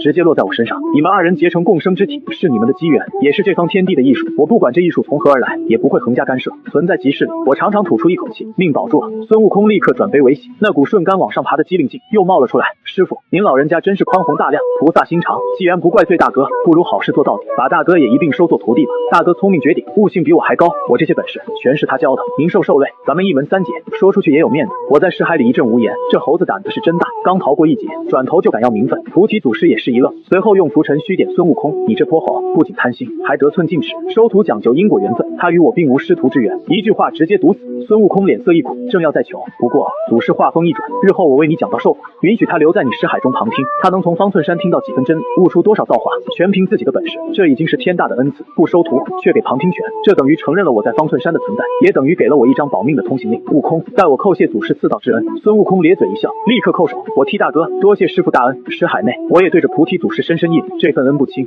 少弄这些虚文。菩提祖师收起笑意，不过丑话说在前头，路路是你们自己选的，因果也得你们自己背。除了传道授业，我不会给你们任何额外庇护。漫天风雨，西行灾劫，都要你们自己去扛。孙悟空点头，弟子明白。祖师脸容正色，凝神静气，大道本源，深奥难明。今夜我先传你修行总纲，为你筑牢长生根基，再传你36天罡、72地煞变化之术。菩提祖师口唇微动，一篇玄奥经文化作金色洪流，直接灌入孙悟空眉心，大道真因压入识海，每一个字都像天地至理烙在神魂上，我不敢漏掉半分。这些东西放在外界，足以让无数仙神争到头破血流，而现在我可以旁听，可以记下，可以悟，这就是菩提给我的机会。孙悟空体内压了15年的先天灵气，终于找到宣泄口，灵气沿着4肢百骸疯狂运转，他满身金色毛发隐隐泛起神圣光泽。紧接着，菩提祖师双手结印，2团灵光在指尖凝聚，36天罡变化，重在掌控天地法则，斡旋造化，颠倒阴阳，这是天地间最极致的杀法掌控之术。72地煞变化，重在避灾躲劫，千变万化，隐匿身形，这是3界中最顶级的保命神通。今日一并传你，能学到几成，看你造化。2团灵光没入孙悟空灵台，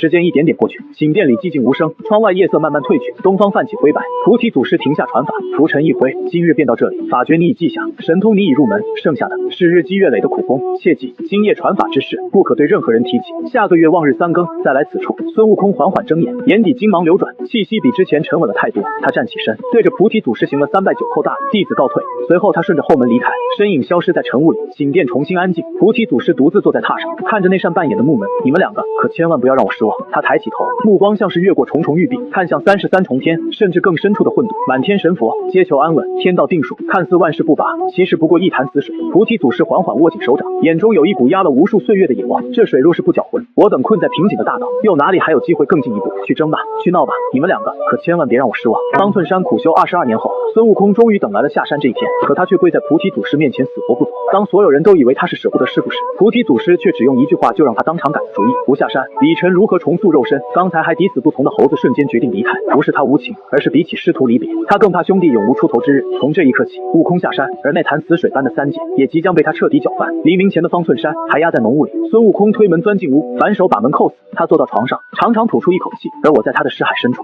神魂还在剧烈震荡。刚才那一遭，真像从鬼门关前走了一圈。菩提祖师是什么人？跳出3界外，不在五行中的通天大脑，我一个不属于这个世界的孤魂野鬼，还寄宿在天定主角的识海里。这事要是往严重了说，就是夺舍，就是寄生。但凡祖师动一丝杀念，我连轮回的机会都没有，当场灰飞烟灭。孙悟空却笑得没心没肺，怕什么？我就是拼了这条命，也不能让师傅伤你分毫。再说了，师傅不是没怪罪吗？还答应让你旁听。他说到这里，整个人都兴奋起来。以后在这方寸山，你再也不用藏着掖着了，咱们光明正大跟着师傅学真本事。我看着识海里那只猴子，心里一阵发热。这猴子为了我，敢跟菩提祖师这种存在硬顶，这份情我记下了。但感动归感动，眼下还不是松口气的时候。悟空，祖师虽然准我旁听，但他也说得很清楚，不会给我们额外庇护。这3界之中，不知道有多少双眼睛盯着变数，而我们就是最大的变数。现在能靠的只有自己。通天大道已经摆在你脚下，你必须拼命修炼，不能懈怠。孙悟空收起笑意，神色一下变得郑重。大哥放心，我好不容易才得了这个机会，绝不会浪费。从那以后，孙悟空在方寸山的日子彻底变了。白天他还是那个安分守己的小师弟，早课照做，落叶照扫，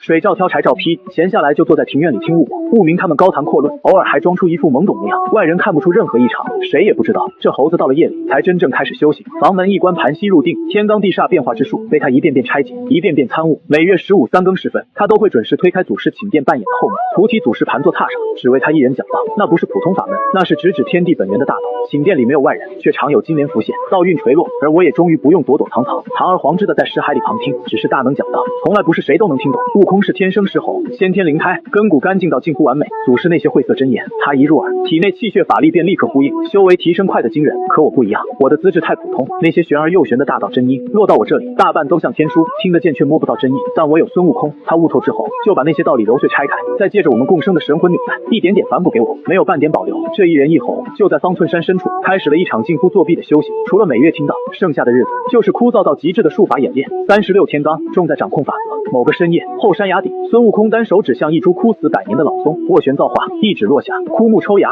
，10个呼吸不到，死去100年的老松重新泛出绿意。又是一日，他双手拨动虚空，颠倒阴阳，方圆3丈之内，昼夜交替，光影扭曲，天地规则仿佛被他捏在掌中。72地煞重在变化避灾。孙悟空立在崖边，闭上双眼，变金毛猴子的身形瞬间模糊，下一刻，原地多出一只苍鹰，苍鹰展翅而起，直入云海，在高空中盘旋穿行，狂风被羽翼撕开。很快，苍鹰自云端俯冲而下，快要落地时，身形再次变化，金光收敛，牙边多了一株扎根岩缝的青松，树皮斑驳，松针随风轻颤，就连气息都和真正的古松没有半分区别。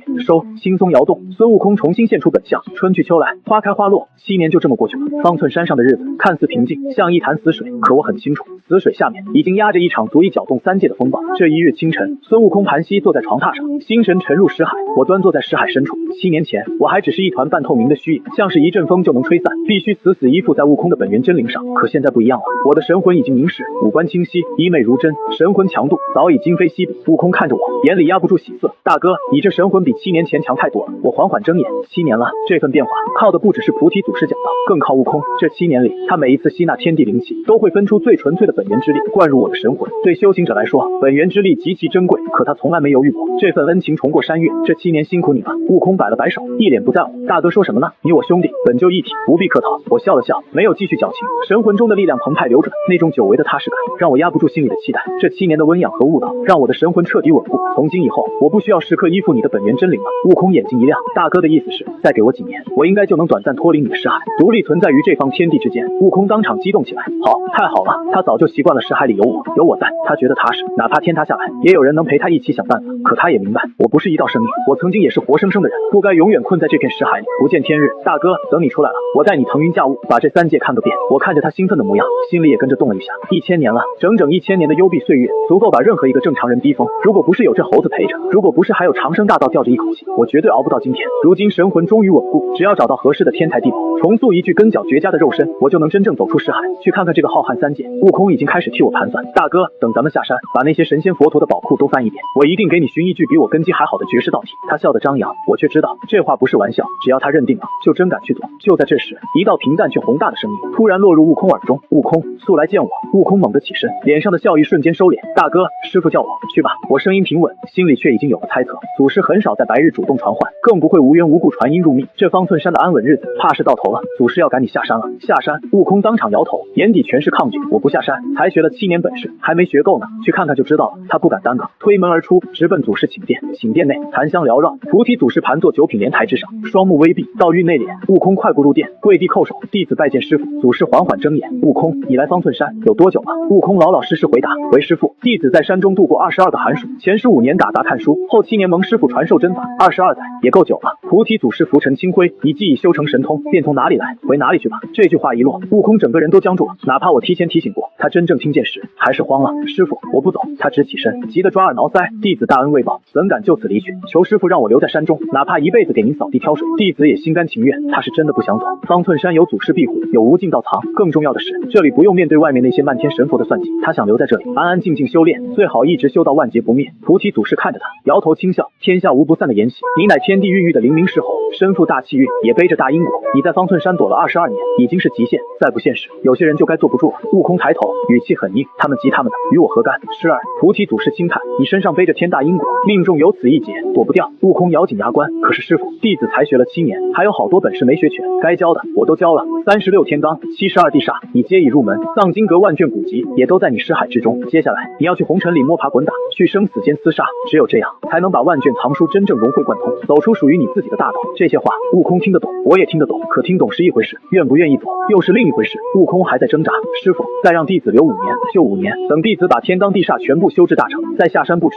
菩提祖师眼底闪过一抹金光，他没有再劝悟空，而是直接点中了他的死穴。你若一直留在山里，你那位大哥拿什么去寻天台地宝重塑肉身？悟空猛地停住，菩提祖师继续开口，重塑绝顶肉身是夺天地造化之事，需要的全是3界罕见奇珍。我这方寸山是清修之地，没有宝贝给他造去小，难道你想让他陪你困在这里，当一辈子的孤魂野鬼？这一句话直接击穿了悟空所有坚持。前一刻他还在声泪俱下，死活不走，下一刻他已经从地上站了起来。师傅说的对，大哥的肉身等不得，弟子下山，我在识海深处忍不住扶额。这猴子变脸也太快了，刚才还师徒情深，感天动地，一提到我的肉身，他立刻改口。可无奈归无奈，心底那股热流怎么也压不住。菩提祖师也摇了摇头，但他的眼底分明有一丝赞许。悟空，临行之前，我再告诫你2件事：修行之路犹如逆水行舟，绝不可贪功冒进。你根骨绝顶，法力提升对你而言并不难，但你记住，若自身的道跟不上，强行拔高境界，就是空中楼阁，只会自损根基。你的根脚3界罕见，绝不能毁在急功近利上。悟空重重叩首，弟子谨记，绝不贪功。菩提祖师站起身，缓缓背过身去。还有一事，你这一曲定会惹出祸端，不管你如何行事，都不许说是我的徒弟。若敢吐露半个字，我便知晓，到时包你皮骨，贬你神魂入九幽，让你万劫劫不得翻身。这话也绝。悟空眼眶通红，对着菩提祖师的背影连磕3个头。师傅放心，弟子绝不提师傅一字，只说是我自家会的便罢。去吧。菩提祖师挥了挥手，悟空站起身，深深看了祖师一眼，没有再拖泥带水，转身走出寝殿。大哥，咱们走。孙悟空双腿发力，身形拔地而起，一个筋斗云，金光贯穿云海，直奔东胜神州而去。寝殿内，菩提祖师走到门边，望着那道远去的金光，久久无言。良久，他轻抚长须，低声一叹：去吧，把这如死水一般的三界彻底搅个天翻地覆。孙悟空刚下方寸山，灵山便急着让地府勾他的魂。所有神佛都以为这只石猴已经踏上西游剧本，可他们算漏了我，一个藏在仙石里1000年，不归天道馆，也不受三界术的异界神魂。更要命的是，我不止改变了孙悟空的根基，甚至还带着太上老君都无法忽视的道门因果。于是，在满天神佛准备收网时，菩提却先一步去了兜率宫。这一去，佛门大兴的天数便也彻底乱了。菩提祖师的目光穿过无尽虚空，那道贯穿天地的金光终于彻底消失。那时我还不知道，我和猴子刚离开方寸山，真正的西游大幕就已经被人推开了。菩提大袖一挥，一道隐秘金符从他指尖剥离，悄无声息地融入天地法则，直奔西方。若不是灵山那位连番传讯，催了不下7次，我还真想再留你们几年。菩提冷冷一笑，西方大兴是天数，这份授业因果他避不开。世人都以为他跳出三界之外，逍遥自在，可到了他那个境界才明白，天地本身就是一个更大的牢笼，满天神佛都是牢笼里的齿轮，他们守着利益，算计每一个圆会的契约，把众生当成案板上的鱼肉。这种事菩提早就看腻了，他想打破这座牢笼，也想在虚无缥缈的大道上再往前迈出半步，可这潭死水太深太沉，大事不可逆，天数不可违，想借这艺术更进一步，只靠我一人还不够，想掀翻这棋盘，火候差了点，还得找个有分量的帮手。菩提的目光转向33重天外，嘴角露出一抹深意。李小子，你既然敢算计满天神佛，想借西游亮节给自己谋一具绝世肉身，那我就再推你一把，这三界的因果我替你搅得更乱些，便宜你了。话音落下，菩提的身形像水中倒影，被山风吹散，方寸山中再也没有他的气息，连同他一起消失的还有整座灵台方寸山，只剩漫山枯松翠柏，仿佛这里从未出现过神仙洞府。犀牛贺州大雷音寺内，梵音铺满天地，金光照射四方，3000诸佛，500罗汉，8大金刚，无边菩萨分列两侧，9品功德莲台上，如来佛祖端坐其上，双目半合。忽然虚空泛起一丝涟漪，一枚金色符文无视灵山重重禁止，直接落入如来掌心。如来捻动佛珠的手指微微一顿，那张万古不波的脸上浮出一丝温和笑意。阿弥陀佛，佛号声压过满殿梵音，众佛停下诵经，齐齐望向高台。我佛何时欢喜？观世音菩萨立在下手，双手合十，如来目光低垂，那种从容像一切都在他掌中。天数轮转，亮节已动，方寸山传来讯息，灵明石猴已学艺归来，回了东胜神州。大殿内低声佛号再次响起，众佛脸上都露出了然之色。他们等的那枚关键棋子终于按着剧本踏上了舞台。如来抬眼看向观世音，观音尊者，弟子在。这猴头虽已学得一身神通，但野性难驯，尚不知天高地厚，若要他乖乖护送取经人西行，还得打磨一番。如来停了片刻，眼底更深，地府牵扯甚广，生死簿上的因果不容有失，你亲自去一趟地府，见地藏王菩萨，告诉他西游大幕已开，让他配合行事，切莫误了佛门大兴的天数。观音神色肃穆，深深一拜，弟子领法旨。他转身化作白光，跃出大雷音寺，直奔九幽。如来重新闭上双眼，大雄宝殿内梵音再起，幽冥界阴曹地府，这里没有阳光，也没有日月，入眼全是昏暗和阴冷。血海腥风穿过黑色礁石，像无数亡魂在黑暗里挣扎。在这片绝地深处，却有一座散发柔和佛光的宫殿，翠云宫。观音踏着白莲，穿过重重阴兵鬼将，降临在宫殿大门前。宫门大开，殿内没有多余摆设，只有一个巨大的黑色蒲团，一名身披袈裟、面容清癯的僧人盘坐其上，他身旁扶着一头一手，体态如狮，头生独角，正是能听遍三界万物，查明世间善恶的谛听。阿弥陀佛，地藏王菩萨缓缓睁眼，观音大士不在灵山听佛祖讲经，怎有空来贫僧这幽冥之地？尊者坐镇幽冥，度化无尽亡魂，这是大慈悲，何来污秽？观音走入殿内，周身白光驱散四周阴气，贫僧此来是奉佛祖法旨。地藏王神色不动，东胜神州那只灵明石猴已经下山了。观音声音清冷，在空旷大殿里格外分明。佛祖有言，西行之举已正式开启，请尊者在幽冥早做安排，配合天数运转。灵明石猴4个字落下，一直伏在地藏王身旁的谛听猛地睁开眼，他头顶独角闪过幽光，硕大的耳朵贴近地面，像是听到了什么不该出现的东西。地藏王察觉异动，干枯的手掌落在谛听头上，轻轻安抚。谛听喷出一股白气，重新闭眼服下。佛门大兴，乃天道定数，贫僧既在幽冥，自当为我佛分忧。那猴头虽是天生地养，但既然入了红尘，就逃不开生死轮回的规矩。地藏王转头看向大殿深处，那里有一张散发黑光的长案，案上静静摆着一本厚重古籍《生死簿》。待他阳寿尽时，贫僧自会派勾魂使者去花果山，引他入地府走一遭，诸般因果，贫僧都会安排妥当。观音点头，如此便有劳尊者了。佛门大兴，接赖尊者今日之功。他不再多言，双手合十行礼，随后踏上白莲，化作流光离开幽冥。翠云宫内再次恢复死寂，而我和猴子还不知道这张网已经落下。从灵山到地府，从生死簿到取经路，他们都以为棋子已经归位，可他们漏算了一件事。猴子身边还有我。33重天，离恨天。兜率宫矗立在云海尽头，四周仙气氤氲，瑞彩万千。大殿中央，一尊紫金八卦炉静静立着，紫烟升起，丹香弥漫。太上老君盘坐在紫金蒲团上，手里握着芭蕉扇，看似随意一扇，炉中神火便化作大道阵土。淬炼炉底那几枚尚未成型的九转金丹，虚空泛起涟漪，一道青色身影出现在殿中。老君连头都没抬，你这老道，不在方寸山好好教导徒弟，跑来我兜率宫作甚？那猴头已经下山了。菩提拂袖一挥，八卦炉另一侧凭空多出一个青玉蒲团，他坦然坐下。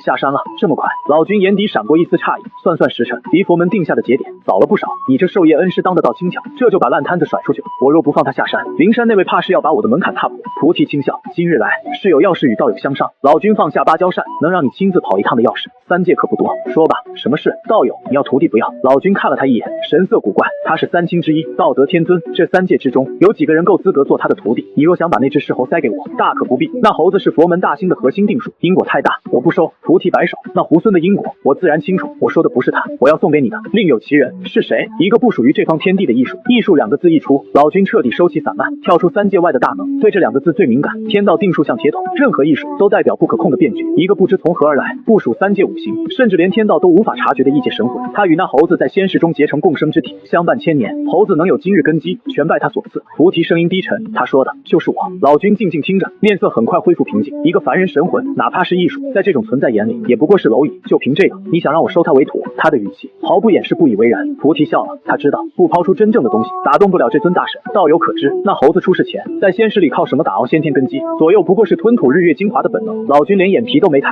菩提一字一顿，那李晨在石头里给猴子念了1000年的道德经。老君猛地站起身，这一次他是真的坐不住了。道德经是他参悟无尽岁月留下的无上大道祖纲，直指天地本源。3界之内，除了他亲自传授的几位核心弟子，根本无人知晓全貌。可我这个不属于此界的艺术神魂，不仅知道，还能一字不差的背给猴子注记。你确定？老君死死盯着菩提。确定。老君深吸一口气，他缓缓闭眼，双手在胸前飞速掐诀。兜率宫内，大道气运剧烈翻涌，他的神念融入虚空，顺着冥冥中的因果长河逆流而上。当神念触及石猴命线时，却像撞上一堵虚无之墙，竟连我也算不出他的根脚。老君心头震动，强行催动本源，终于在浩瀚命运迷雾深处，他捕捉到一团游离于3界五行之外的灰色气运。那气运与石猴死死绑定，而灰气最核心，赫然流转着一丝与他同源同宗的古老道运。这个艺术所在的世界，必定有他的大道传承。原来如此。老君长长吐出一口气，语气里透着前所未有的畅快。天道像一潭死水，满天神佛都在泥潭里挣扎，修为到了他们这种地步，想再进一步，难如登天。佛门大兴，道门衰落，这是天数。老君本不想逆天而行，可现在一个带着他传承的艺术，竟和西游亮劫的核心死死绑在了一起。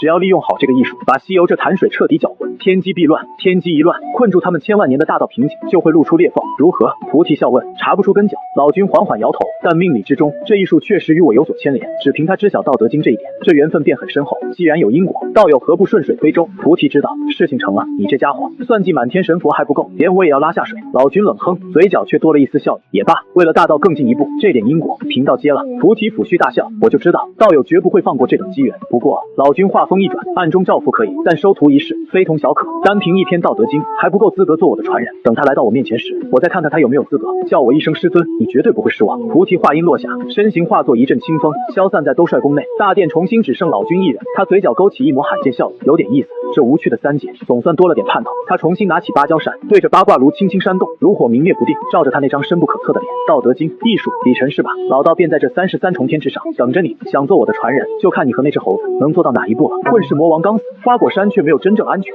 所有猴子都以为大王回来便万事无忧，可孙悟空知道，这才只是满天神佛落下的第一颗棋子。今日来的是混世魔王，明日就可能是更狠的妖魔。他护得住花果山一时，护不住一世，于是他当众传武，操练猴兵，是要让花果山不再任人宰割。可没过多久，一只从未出过山的老猴竟主动提起了奥来国兵器库。孙悟空表面大笑称好，心里却冷笑出声，这哪是什么老猴见多识广，分明是有人在背后推着他往前走。既然满天神佛急着送他入局，那俺老孙就顺着他们的剧本，去东海龙宫好好借一笔。东胜神州上空，筋斗云载着悟空一路疾行，下方山川河流飞速后退。他盘膝坐在云上，嘴里还在念叨：大哥，我这心里还真有点舍不得。满打满算，我跟着师傅学真本事也就7年，7年能干啥？天罡地煞的变化之术还没练到圆满，就被赶下山了。我压住他的浮躁，知足吧。你这7年学到的东西，抵得上天上那些神仙数万年苦修。悟空笑了2声，又开始嫌弃脚下这朵云。不过大哥，师傅传我的筋斗云，快是真快，就是启动姿势太跌份，每次用都得先翻个跟头，跟凡间街头耍把式的野猴子一样。我现在好歹也是有道真修了，传出去多没面子。我忍不住笑了，你本来不就是只猴子？悟空顿时噎住，挠了挠腮帮子，半天没接上话。玩笑归玩笑，该提醒的还是得提醒。这筋斗云是菩提祖师专门为你量身定制的遁法，以后在人前赶路就用它。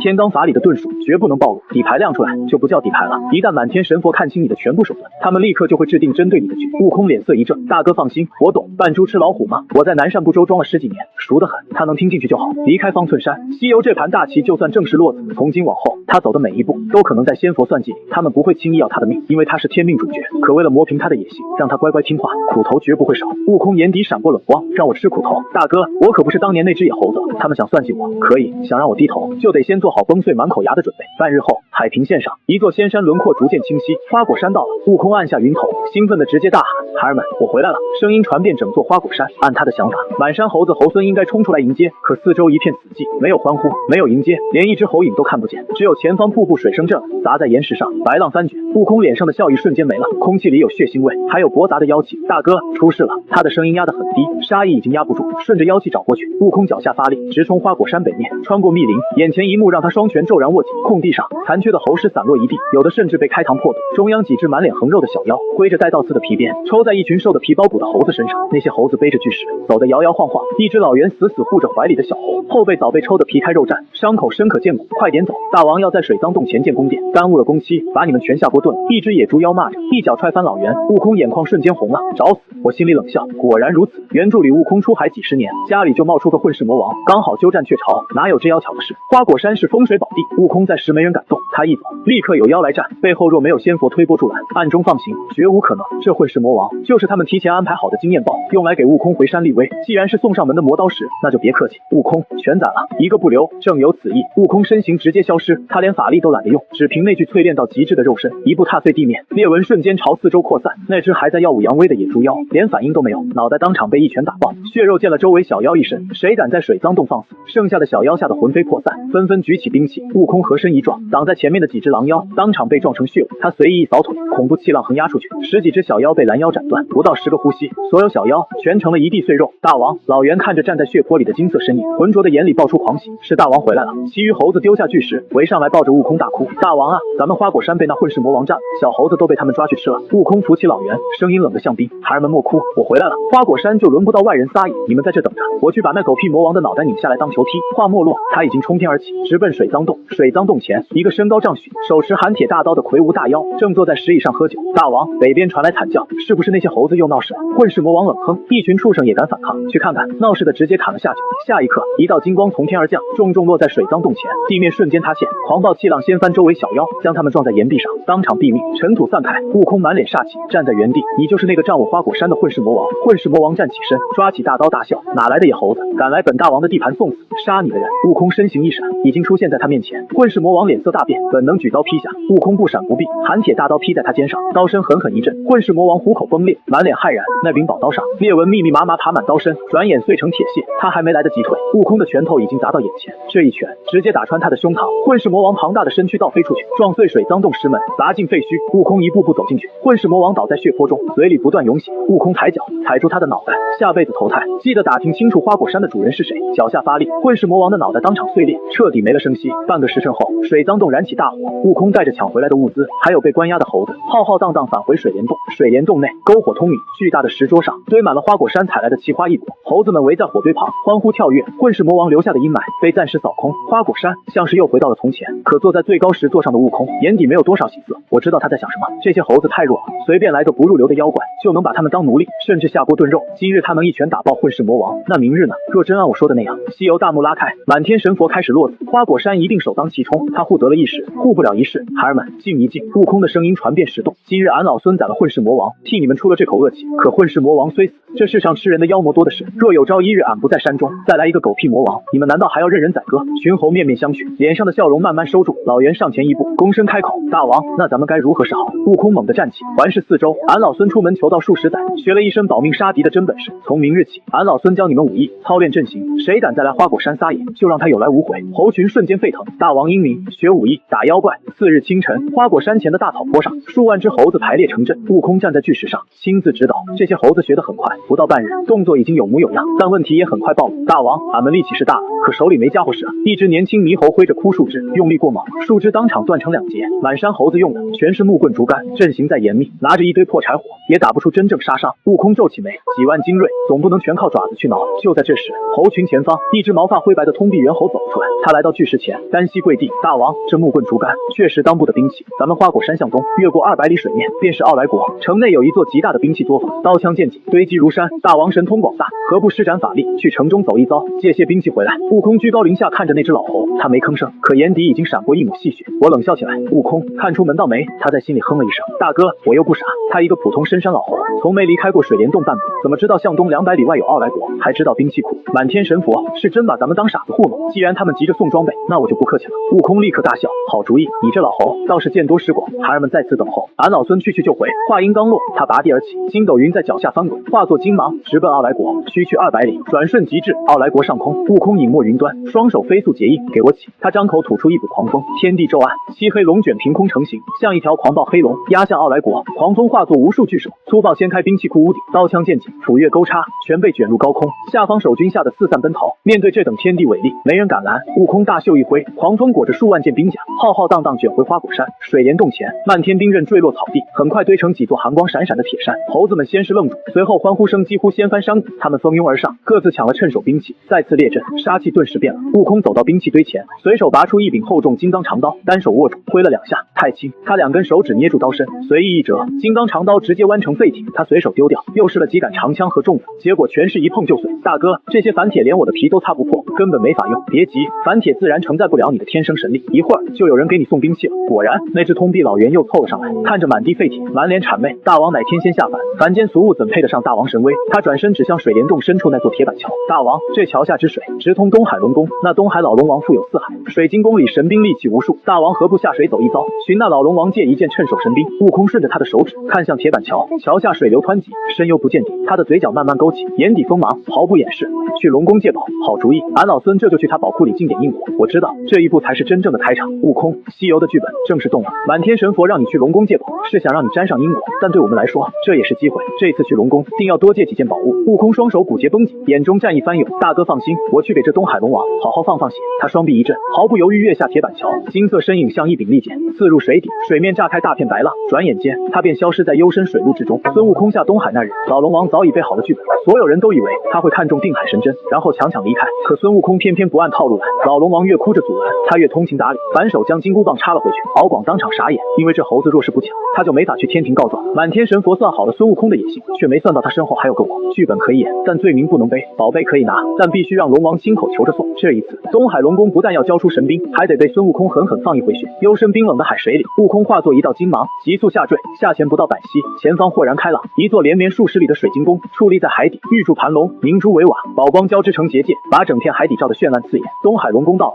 悟空落在水晶宫大门前，还没靠近，2道水流猛地汇聚，化作2个巡海夜叉，一排虾兵蟹将提着长柄钢叉围上来，直接挡住去路。站住！哪里来的山野毛猴，竟敢擅闯东海龙宫禁地？悟空停下脚步，也不恼，客客气气拱了拱手：几位差大哥辛苦，我乃花果山水帘洞美猴王孙悟空，与你家老龙王是近邻，今日特来拜访，还请进去通报一声。那夜叉上下打量他一眼，见他穿的寻常，眼神立刻青了。什么美猴王，花果山上的野妖也配跟咱们龙王攀交情？赶紧滚！惊扰了龙宫贵人，拿你下酒！四周虾兵蟹将顿时哄笑。悟空摇了摇头，我好好跟你们讲道理，你们偏要骂街，这水晶宫的规矩太差了。话音刚落，他抬起右手，随意往前一扶，方圆10丈内的水流瞬间凝滞，那些嚣张的虾兵蟹将连惊呼都没来得及发出，就被无形暗流卷起，七零八落摔出数十丈。水晶宫外的避水阵法被气机牵动，荡开层层涟漪。敌袭！敌袭！一群门卫吓得魂飞魄散，连滚带爬冲进大门，不到10个呼吸，水晶宫内钟鼓齐鸣，东海龙王敖广带着一众水族急匆匆迎了出来，脸上堆满笑。哎呀呀，不知上仙大驾驾光临，有失远迎，手下人不懂事，上仙莫怪，快里面请。悟空也不客气，大摇大摆跟着敖广进了大殿，径直在客座坐下，棒女端上仙茶，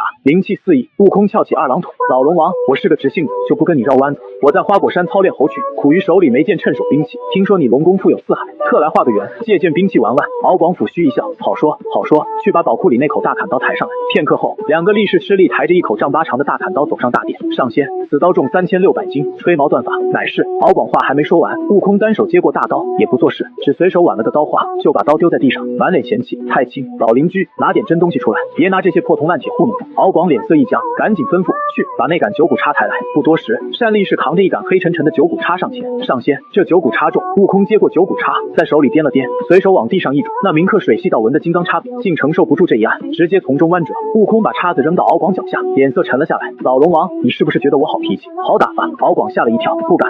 边提督，快去抬方天画戟，那戟重7200斤，绝对趁手。方天画戟很快抬上大殿，悟空单手提起画戟，轻轻一抖，戟杆上的阵纹明灭不定，灵性当场被震散，一件法器直接沦为凡铁，掉在地上。大殿内鸦雀无声，众水族面面相觑，这等举重若轻的肉身，他们从没见过。敖广咽了口唾沫，彻底没辙。上仙，小龙宫中实在没有更重的兵器了。这时后堂转出龙婆与龙女，龙婆凑到敖广耳边，压低声音：大王，海藏里那块天河底的神针铁，这几日霞光艳艳，锐气腾腾，想来是该这位上仙拿去，何不带他去看看？敖广眼神一亮，正戏来了。上仙，我海藏深处却有一件神物，只是太重，不知上仙拔不拔得动。悟空只回了2个字：带路。敖广领着悟空穿过重重回廊，来到海藏中心，还没靠近，前方已经金光万道，锐气千条，昏暗海底被照得亮如白昼。走近一看，那是一根粗如斗瓮，长有2丈多的铁柱，柱身镌刻着密密麻麻的古老符文，两头各有一段金箍，中间刻着一行字：如意金箍棒，重13500斤。悟空走上前，伸手摸了摸棒身，好宝贝，就是太粗太长了些，要是再短些，细些就好了。话音刚落，铁柱微微震动，瞬间缩短1尺，又细了1圈。悟空咧嘴一笑，还能如人意，再细些。几声之后，金箍棒化作丈二长短，手腕粗细。悟空一把抄在手中，随意挥舞2下，一棒挥出，海藏内暗流倒卷，原本定住四海的水系法则随之激荡，水晶宫的避水阵法都泛起层层波光。悟空在识海里开口，语气有些古怪：大哥，这铁棍子是不错，能大能小，但13500斤，我拿在手里还是轻飘飘的，一点都不压手，这很正常。以如今的肉身底蕴，远超原本轨迹里的自己。金箍棒对以前的你来说是神器，对现在的你也就是个大号烧火棍，那我还要它干啥？当然要。这金箍棒不只是神佛算计的一环，它还是大禹留下的功德之器，材质极佳，留着以后重铸也有大用。更重要的是，必须拿它做个样子，这样才能迷惑天上那些眼睛。悟空明白了，但我话锋一转，剧本可以演，主动权必须在咱们手里。悟空，按我教你的说。他眼神一亮，退出识海后，悟空把金箍棒扛在肩上，看向敖广：老龙王，这棍子正合用，我带走了。敖广心中一喜，任务终于要完成了。可他脸上立刻换成惊恐模样，张开双臂拦在悟空身前：上仙不可啊！此乃大禹治水留下的镇海之宝，若被上仙拿走，我东海必定波涛大乱，水族遭殃，求上仙开恩，另择他物吧。我冷眼看着这一幕，演的倒是卖力。按照仙佛定下的剧本，悟空性格霸道狂妄，敖广越拦，他越会强行夺走。这样一来，抢夺龙宫重宝的罪名就坐实了。可惜现在的悟空早不是他们以为的那只猴子。悟空眼珠一转，露出一抹促狭。当真？敖广咬死不松口，千真万确，这可是我东海命脉。悟空猛地一拍大腿，随手把金箍棒往地上一杵，金箍棒直直插进海底岩盘，再无动静。老龙王，你早说啊！悟空一脸诚恳，双手摊开：俺老孙乃是有道真修，最讲究天地因果。既然这金箍棒是你东海镇海之宝，关系无数水族性命，那我怎么好意思夺人所爱？他大步走回敖广面前，拍了拍敖广肩膀：这破铁棍子我不要了。静！死一般的寂静。敖广僵在原地，还保持着张开双臂的姿势，一时竟没反应过来。不要了！这猴子竟然说不要金箍棒了。敖广喉结滚动，看着重新插在地上的金箍棒，额头当场渗出冷汗。剧本不是这么写的，猴子不要金箍棒，上面交代的任务怎么走？他又拿什么去天庭告状？悟空偏偏还没完。不过老邻居，我辛辛苦苦下了一趟海，总不能空手回去。他伸出毛茸茸的手掌，在敖广面前晃了晃。既然这定海神针你舍不得，那就拿点真正的好宝贝补偿我。我也不贪心，什么万年海魂髓、定海珠、龙元血晶之类的天才地宝，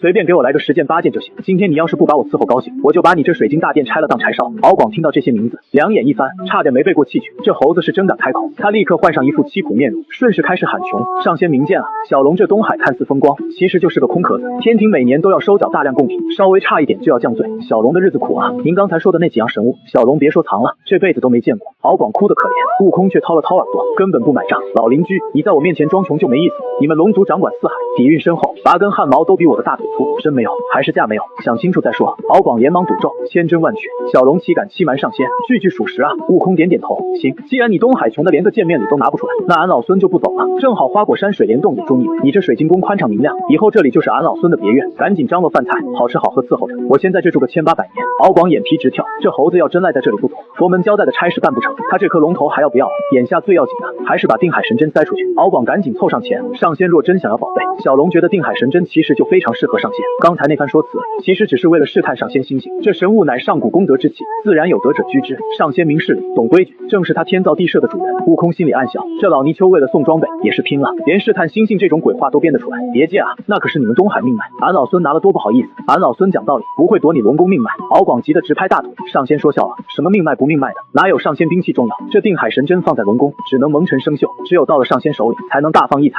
小龙恳请上仙收下定海神针，全当结个善缘。悟空直勾勾盯着他，老龙王，这可是你求着我收下的，我可没逼你。敖广连连点头，绝对是小龙自愿赠与上仙。悟空继续把话钉死，好，这是你自愿送的，以后可别跑去天庭告俺老孙强抢龙宫的黑状，上仙放1万个心，小龙绝不告状。悟空这才咧嘴，他走到定海神针前一招手，金箍棒直接飞回掌中，顺势往耳朵里一塞，藏得严严实实。敖广长舒一口气，总算把这烫手山芋送出去。可还没等他送客，悟空的手又伸到了他面前。好了，棍子的事两清了，这属于你死乞白赖送我的。现在咱们接着谈刚才的事，今天你们龙宫要是不出几件像样的天才地宝，俺老孙还真就不走了。敖广目瞪口呆，这猴子拿了法宝，居然还要敲竹杠。上仙，您这不是强龙所难吗？最珍贵的宝物已经给您了呀。悟空故意板起脸，放屁，你当我不识货？随便拿根不趁手的废铁棍子就想把我打发走，今天不拿点真东西出来，休想让我离开。敖广眼看事情收不了场，急中生智，上仙息怒，上仙既然有神兵在手，怎能没有一身威风凛凛的披挂相配？小龙这就去给您找一身最顶级的行头，包您穿出去威震3界。悟空摸了摸下巴，假装思索，披挂行吧，先拿来看看，要是敢拿破布烂铁糊弄我，别怪我翻脸不认人。敖广赶紧吩咐巡海夜叉敲响铁鼓金钟，钟鼓之音顺着水脉传遍四海。没过多久，3道水流翻滚而至，南海龙王敖青，北海龙王敖顺，西海龙王敖润，3位龙王齐齐出现在大殿中。他们刚露面，就被敖广拉到角落里低声交代。听完来龙去脉，3位龙王全傻了，上面交代下来的活，可没说这猴子还会索要天才地宝。大哥，这可如何是好？这猴头也太难对付了。敖广咬着牙，别废话，赶紧凑一身极品披挂给他，早点把这瘟神送走才是正经。为了不把事情闹大，几位龙王只能大出血，各自掏出压箱底的宝贝。北海龙王敖顺拿出一双藕丝布云履，西海龙王敖润取出一副锁子黄金甲，南海龙王敖青奉上一顶凤翅紫金冠，3件宝物珠光宝气在大殿内交相辉映，一看就不是凡品。悟空毫不客气，当场把这身行头套上，金光闪烁间，一个威风凛凛、不可一世的美猴王站在众人面前。不得不说，这身披挂确实气派。悟空在水镜前照了照，对脉象相当满意。敖广见状，刚以为大功告成，准备拱手送客，悟空突然转身，脸色说变就变，他把头顶凤翅紫金冠扯下来，放在手里掂了2下，直接丢到桌上。老龙王，你当俺老孙是要饭的叫花子？一套衣服鞋子就想把我打发了？敖广的笑容僵在脸上，另外3位龙王也懵在原地。上仙，这可是我们4海龙王凑出来的极品法宝，水火不侵，刀枪不入。悟空冷笑，这就算极品？俺老孙缺这几块破铁皮和极品烂布料吗？4海龙王不知所措。悟空猛地一掌拍在旁边玉柱上，水桶粗的玉柱当场碎裂，碎石滚了一地。你个老龙王根本不老实，满嘴谎话。他指着敖广的鼻子，一字一顿，刚才我不要那根棍子，你哭着喊着说那是东海命脉，关系东海生死存亡，结果呢？俺老孙一开口找你要几件天才地宝，你二话不说，直接把你家的命脉白送给我，这说明什么？说明你龙宫里藏着的东西比你们龙宫的命脉还要珍贵无数倍。敖广张口结舌，半个字都憋不出来。另外3位龙王也傻了眼，这猴子的心思刁钻到了这种地步，偏偏他们还没法反驳，破绽太大。敖广刚才为了送出定海神针，戏演的太足，结果硬生生把自己套了进去。悟空步步紧逼，你拿个不值钱的棍子当命脉做挡箭牌，真以为俺老孙看不出来？见4海龙王全哑了。悟空知道局势已经被他拿捏住，他直接往旁边白玉长案上一坐。今天你们要是不给俺老孙一个交代，不拿出让我满意的宝物，我就坐在这不走了。大不了咱们耗着，俺老孙的时间多的是。4海龙王站在大殿中央，一个个心里叫苦不迭，这哪里是请了一只猴子回来，分明是请了一尊活爹。早知道这猴子难缠到这种地步，打死他们也不敢接这趟差事。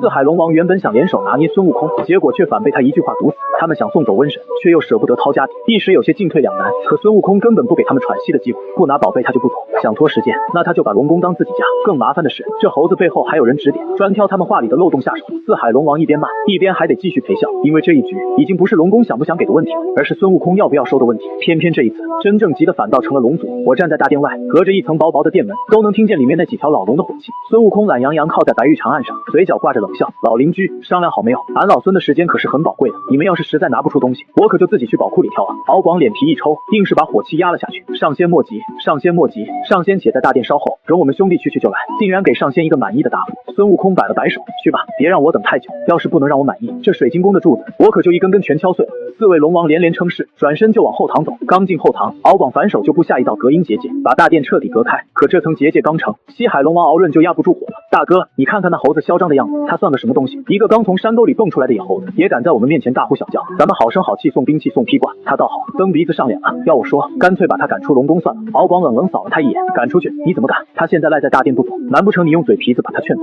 敖润一甩袖子，当然是打出去。他不过是惊险，咱们兄弟4个联手，还怕对付不了他一个？只要一起上，保证把他揍得满地找牙，直接丢出东海。南海龙王敖钦立刻打断了他。老三，你平时脾气火爆就算了，这个时候怎么也跟着放火？你忘了上面是怎么交代的？咱们的任务是装弱，是顺理成章把兵器送给他。咱们若是真动手，下面的戏还怎么唱？到时候灵山那位佛祖怪罪下来，说咱们破坏了西游大计，这惊天因果，你来背吗？敖润背对着一致，张了张嘴，最后只能烦躁的别开目光。那你说怎么办？打又不能打，赶又赶不走，难不成真要开宝库，把四海积攒的天才地宝白白送给他？一直没怎么开口的北海龙王敖顺也跟着发愁。老三说的对了，天才地宝那是咱们龙族的根基，绝对不能动。这猴子也太精明了，刚才大哥不过是演了场戏，想把定海神针塞给他，结果硬生生被他抓住了话筒。咱们现在是骑虎难下，硬生生被他捏住了命脉。敖广听着兄弟们的抱怨，脸色阴沉的快要滴出水来，他心里比谁都憋屈。本以为是个轻松差事，走个过场就能交差，谁知道碰上这么个完全不按套路出牌的混世魔王，这活没法干了。敖广一咬牙，眼底闪过一抹决绝。佛门只说让咱们送兵器披挂，可没说还得让咱们倒贴天才地宝。这猴子既然是他们灵山内定的取经人，那这烂摊子就该他们自己来收拾，咱们不伺候了。其余3位龙王齐刷刷看向他。大哥的意思是？敖广从袖中掏出一枚散发着淡淡佛光的玉符，上报观音菩萨，把这大殿里的情况如实禀报上去，就说咱们四海龙王已经尽力了，奈何这猴子软硬不吃，让菩萨自己想办法解决，反正咱们绝不能白白搭上龙宫的宝贝。3位龙王一听，立刻点头，大哥说的对，这因果咱们不背，让灵山自己头疼去。敖广不再迟疑，立刻催动法力，将玉符点亮。大殿里，孙悟空还大拉拉的靠在白玉长案上，随手翻着几本龙宫的阵法图录。那些虾兵蟹将躲得远远的，连大气都不敢喘，可他表面上看着漫不经心，识海里早就笑开了。大哥，你看到那4个老龙王刚才的样子没？我这几句话一出来，他们4个全傻了，半天憋不出一个字来。这帮家伙还想跟我玩心眼，也不看看我是谁教出来的。识海里，我的身影悬在半空，忍不住笑了。悟空，干得漂亮，这波反客为主，拿捏的恰到好处。你刚才抓破绽抓得太准了。敖广为了把金箍棒合理合法的送给你，故意演了一出苦肉计，把金箍棒说成了东海命脉。他本以为你会顺势强抢，这样他们就有借口去天庭告状，结果你直接顺坡下驴，说不要啊，瞬间把他的计划全打乱。最绝的是你后面那段连环炮，你拿他自己说过的话去堵他的嘴。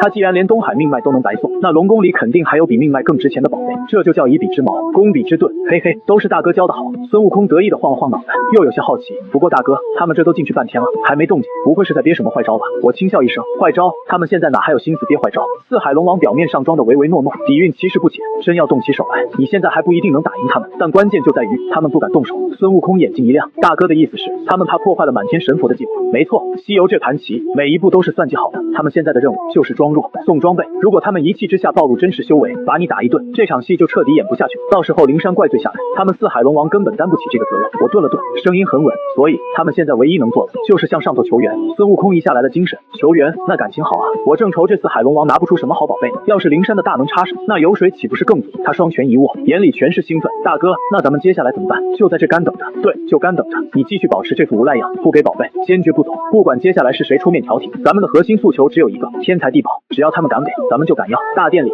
孙悟空换了个更舒服的姿势，直接躺在白玉长案上。大哥放心，敲竹杠这事儿，我现在可熟练得很。后堂内，敖广手中的玉符已经亮起耀眼佛光，一道虚幻身影在佛光中缓缓凝聚，端坐莲台，手持玉净瓶，面容慈悲，正是观世音菩萨。四位龙王连忙躬身，小龙拜见观音大士。观音垂眸看向他们，声音空灵：敖广，你传讯于我，可是那灵明石猴去龙宫借宝之事出了变故。敖广苦着脸，把刚才大殿里的事原原本本说了一遍，重点就是一句：那猴子根本不按常理出牌。我们兄弟4人已经把压箱底的披挂都拿出来了，可他还是不满足，非要我们交出天才地宝，不然就赖在龙宫不走。我们龙宫底子薄，哪里拿得出他要的那些神物，也不敢动手赶他，怕坏了佛门大计。小龙实在没办法了，只能求菩萨大发慈悲，指条明路。观音静静听完，慈悲面容上也闪过一丝错误。这时候竟如此狡诈难缠，他暗自盘算，定海神针已经送出，因果已经沾染，这第一步勉强算是走通了。但这猴子赖在龙宫敲竹杠，确实是个变数。真让他继续闹下去，不仅耽误后续计划，还可能节外生枝。此事我已知晓。观音的声音再次响起，带着安抚意味：你们为了顺应天命，委曲求全，实属不易，且安心等候。此事我自有定夺。敖广一听，心里顿时落下一块石头，只要灵山肯接盘，这事就好办了。多谢菩萨体谅。小龙等全凭菩萨做主。观音微微颔首，虚影化作点点佛光，散了开去。玉符重新恢复暗淡。敖广长长舒了一口气，转头看向另外3位兄弟：行了，这烫手山芋算是交出去了，咱们现在就出去稳住那猴子，看灵山接下来怎么出招。犀牛游贺州，大雷音寺，梵音浩荡，金莲涌地，观世音立于莲台之上，轻捻净瓶杨柳，神色里带着几分无奈。他转身看向九品功德莲台上那尊镇压万古的身影，世尊，东海生变，那狮吼索要兵器披挂后，竟借机纠缠，向四海龙王讨要天台地宝。我将敖广的禀报一字不差地转述过去。如来听完，威严的佛面上反倒浮出一抹温和笑意。这猴头倒生了副贪婪性子，他声音宏大深邃，响彻大雄宝殿。他初出茅庐，未历劫数，乍见龙宫这等洞天福地，心生贪念，倒也合乎常理。既是他有所求，便让敖广如他所愿即可。这猴头日后须承载谅解气运，历经9981难，此时多得些灵物夯实根基，亦非坏事。你去降下法旨，让四海龙王开宝库，寻些固本培元的宝物，将这猴头打发了便是。观音略一迟疑，还是把顾虑说了出来。世尊，龙族镇守四海，向来看重底蕴，若强令其割爱，恐生怨怼。日后配合西行大计，只怕会出工不出力。如来不甚在意的摆了摆手，些许凡俗之物罢了。龙族就算再不舍，也分得轻轻重。你传我法旨，告知四海龙王，若今日他们能稳住狮吼，待西行功德圆满之日，我佛门八部天龙的果位，破例为他龙族添上2席。这话一出，观音眼底瞬间闪过一丝恍然。八部天龙果位，这可是万千妖族纵力万劫都难求的通天大道。龙族虽名义上统御四海，实则一直受天庭压制。若能平添2个佛门正果，等于给龙族续上万世气运。有这等天大机缘托底，区几件死物，又算得了什么？世尊明鉴，贫僧这便去办。观音双手合十，重新将法力注入玉符。东海龙宫后堂内，4位龙王还在焦灼等待。突然，玉符再度亮起璀璨佛光。敖广，世尊已有定夺。既然那时候欲求天台地宝，尔等便顺应其意，开宝库挑些提升修为的灵物赠与他吧。这话一出，4个老龙王全都愣住了。敖润当场就急了：菩萨，这如何使的？那泼猴贪得无厌，凭什么要我龙族损耗家底去填他的无底洞？观音不急不缓，慢慢打断了他的抱怨。敖广，世尊体面尔等龙族积攒底蕴殊为不易，故有法旨降下。若尔等今日安抚好那时候，顾全大局，待他日西行攻城，我佛门八部天龙的果位，额外赐予龙族2席。刹那间，后堂一片死寂，4大龙王像是被定住了一样，僵在原地，只剩急促沉重的呼吸声在空旷大殿里回荡。下一刻，敖广猛地抬头，双目中爆出难以置信的光，连声音都在发颤：菩萨此言当真？世尊愿赐2个八部天龙的果位，出家人不打诳语。好，好，好！敖广身上的颓气一扫而空，一股狂喜直冲天灵。菩萨放心，世尊放心，小龙即刻开启海藏宝库，必取最上乘的仙珍，保准让上仙尽兴而归。佛光隐去，敖广转过身，激动的目光扫过3个兄弟，老2、老3、老4，咱们龙族要翻身了！2个正果名位，这买卖咱们血赚。方才还满腹怨气的敖润，这会儿已经仰天大笑，那哪是什么泼猴，那简直是我龙族的福星。4大龙王相视大笑，转身就朝宝库掠去。东海一趟，我本只想敲一笔买卖，可满面陪笑的四海龙王偏偏撞上了最懂见好就收的人。他们以为送出几件宝物就能打发掉这只猴子，却不知道这只是开张第一单，真正的大头从来不在龙宫，而是在天上。孙悟空刚尝到甜头后，心思就活了，而我却比谁都清楚，今天拿多少都不算赢，等他回到花果山，才是这盘棋真正翻开的第一步。东海海藏深处，宝光莹莹，敖顺捧着个玉盒，脸上满是肉疼。大哥，真把这水华精髓给出去，这可是咱们留着给龙族后辈淬体用的顶级资源，好不容易才攒下这么一小瓶，要不咱们换点普通丹药糊弄过去算了。敖广一把抢过玉盒，转头就骂：你是不是傻？和佛门许诺的正果名额相比，这几瓶水晶算什么东西？赶紧挑，拿那些能快速提升修为的，咱们要拿就拿能直接镇住那猴子的好货，免得他又在大殿上借题发挥，赖着不走。敖润也不含糊，直接搬出2个木匣子，我这里有几颗水棘灵丹，能大补元气，夯实根基。南海龙王敖青则是小心翼翼地把几株海中灵草放到红绸上，几个老龙王凑了7、8件品质绝佳的提升修为之物，装满了一个锦绣大托盘。这些东西放在四海都是难寻的奇珍，可为了那2个正果名位，他们也只能咬牙认了。龙宫大殿内，孙悟空正躺在白玉案上，百无聊赖地翘着腿，旁边围着一群战战兢兢的虾兵蟹将。听见一阵急促脚步声，他立刻坐直身子，斜眼看去，四海龙王排成一列，脸上都挂着笑，一路小跑着过来。敖广双手托着红绸盖住的托盘，快步上前，深深作揖：上仙久等了。小龙等兄弟4个翻箱倒柜，总算是给上仙凑了几件入眼的宝贝。孙悟空直接从白玉案上跳了下来，他毫不客气地伸手扯下红绸，耀眼宝光瞬间照亮整个大殿，浓郁灵气裹着异香扑面而来，连我都能清楚感觉到，这些确实都是顶级修炼资源。孙悟空拿起玉盒看了看，又扒拉了一下旁边的几颗灵丹，他心里有数，这些东西不假。他似笑非笑地扫视四海龙王：老邻居，你们这龙宫宝库还是有不少好货吗？成色可真不错，刚才在大殿上不还一直和俺老孙哭穷来着，现在这托盘里的东西又是从哪里冒出来的？敖广面不改色，连连作揖：上仙说笑了，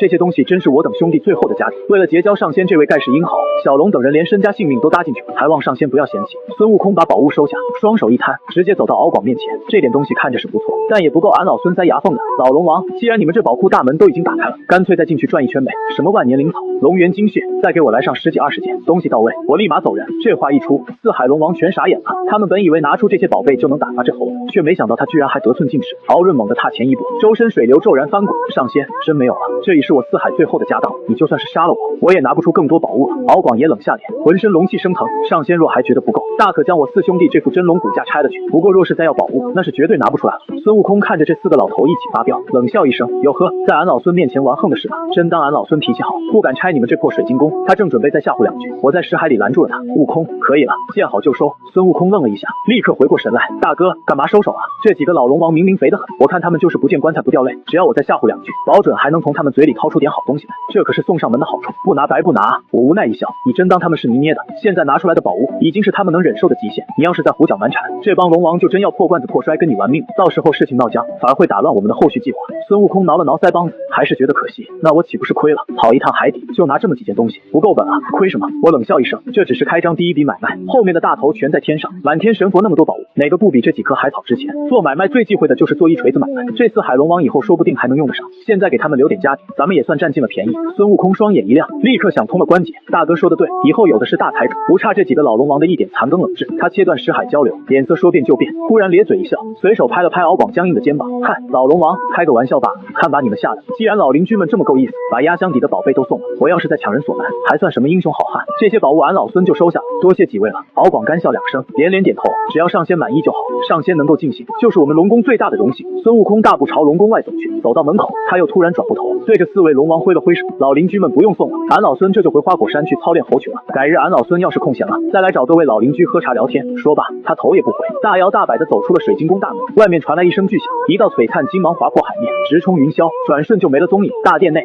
，4个龙王面面相觑，看着空荡荡的龙宫大门，4人都长长松了口气，总算是把这个瘟神给送走了。敖顺抹了一把额头上的冷汗，敖润心里虽然有点肉疼，可很快又被一阵巨大的狂喜淹没。敖广拍了拍弟弟们的肩膀，脸上的笑意再也压不住了。行了，都别心疼了，丢了几件宝物算什么？能换来2个8部天龙的正果名额，咱们龙族这回可是赚大了。整个大殿内顿时响起4位龙王畅快的大笑声，刚才那点闷气，转眼就散得干干净净。深蓝色的海水中，一道金光急速穿梭，孙悟空顺着东海龙宫直通水帘洞的水道逆流而上。他此时心情大好，一边疾驰，一边在石海里跟我说话。大哥，我算是彻底明白了，这天命主角的身份真是太好用了，只要吃准了他们必须完成西行大计的软肋，这满天大能就会乖乖妥协。我的声音在石海里回荡，依旧平静。只要你做的是没脱离主线，不掀了这盘棋。漫天神佛为了分取西行功德，只要你不是太过分，他们都会捏着鼻子认了。但切记，打铁还需自身硬，没有与之匹配的绝强实力，早晚会被他们当成真正的棋子随意拿捏。到时候给你带个圈子，你就得乖乖叫人师傅。孙悟空立刻收敛笑容，重重点头。大哥教训的是，俺老孙绝不会让他们把我当野猴子耍，你明白就好。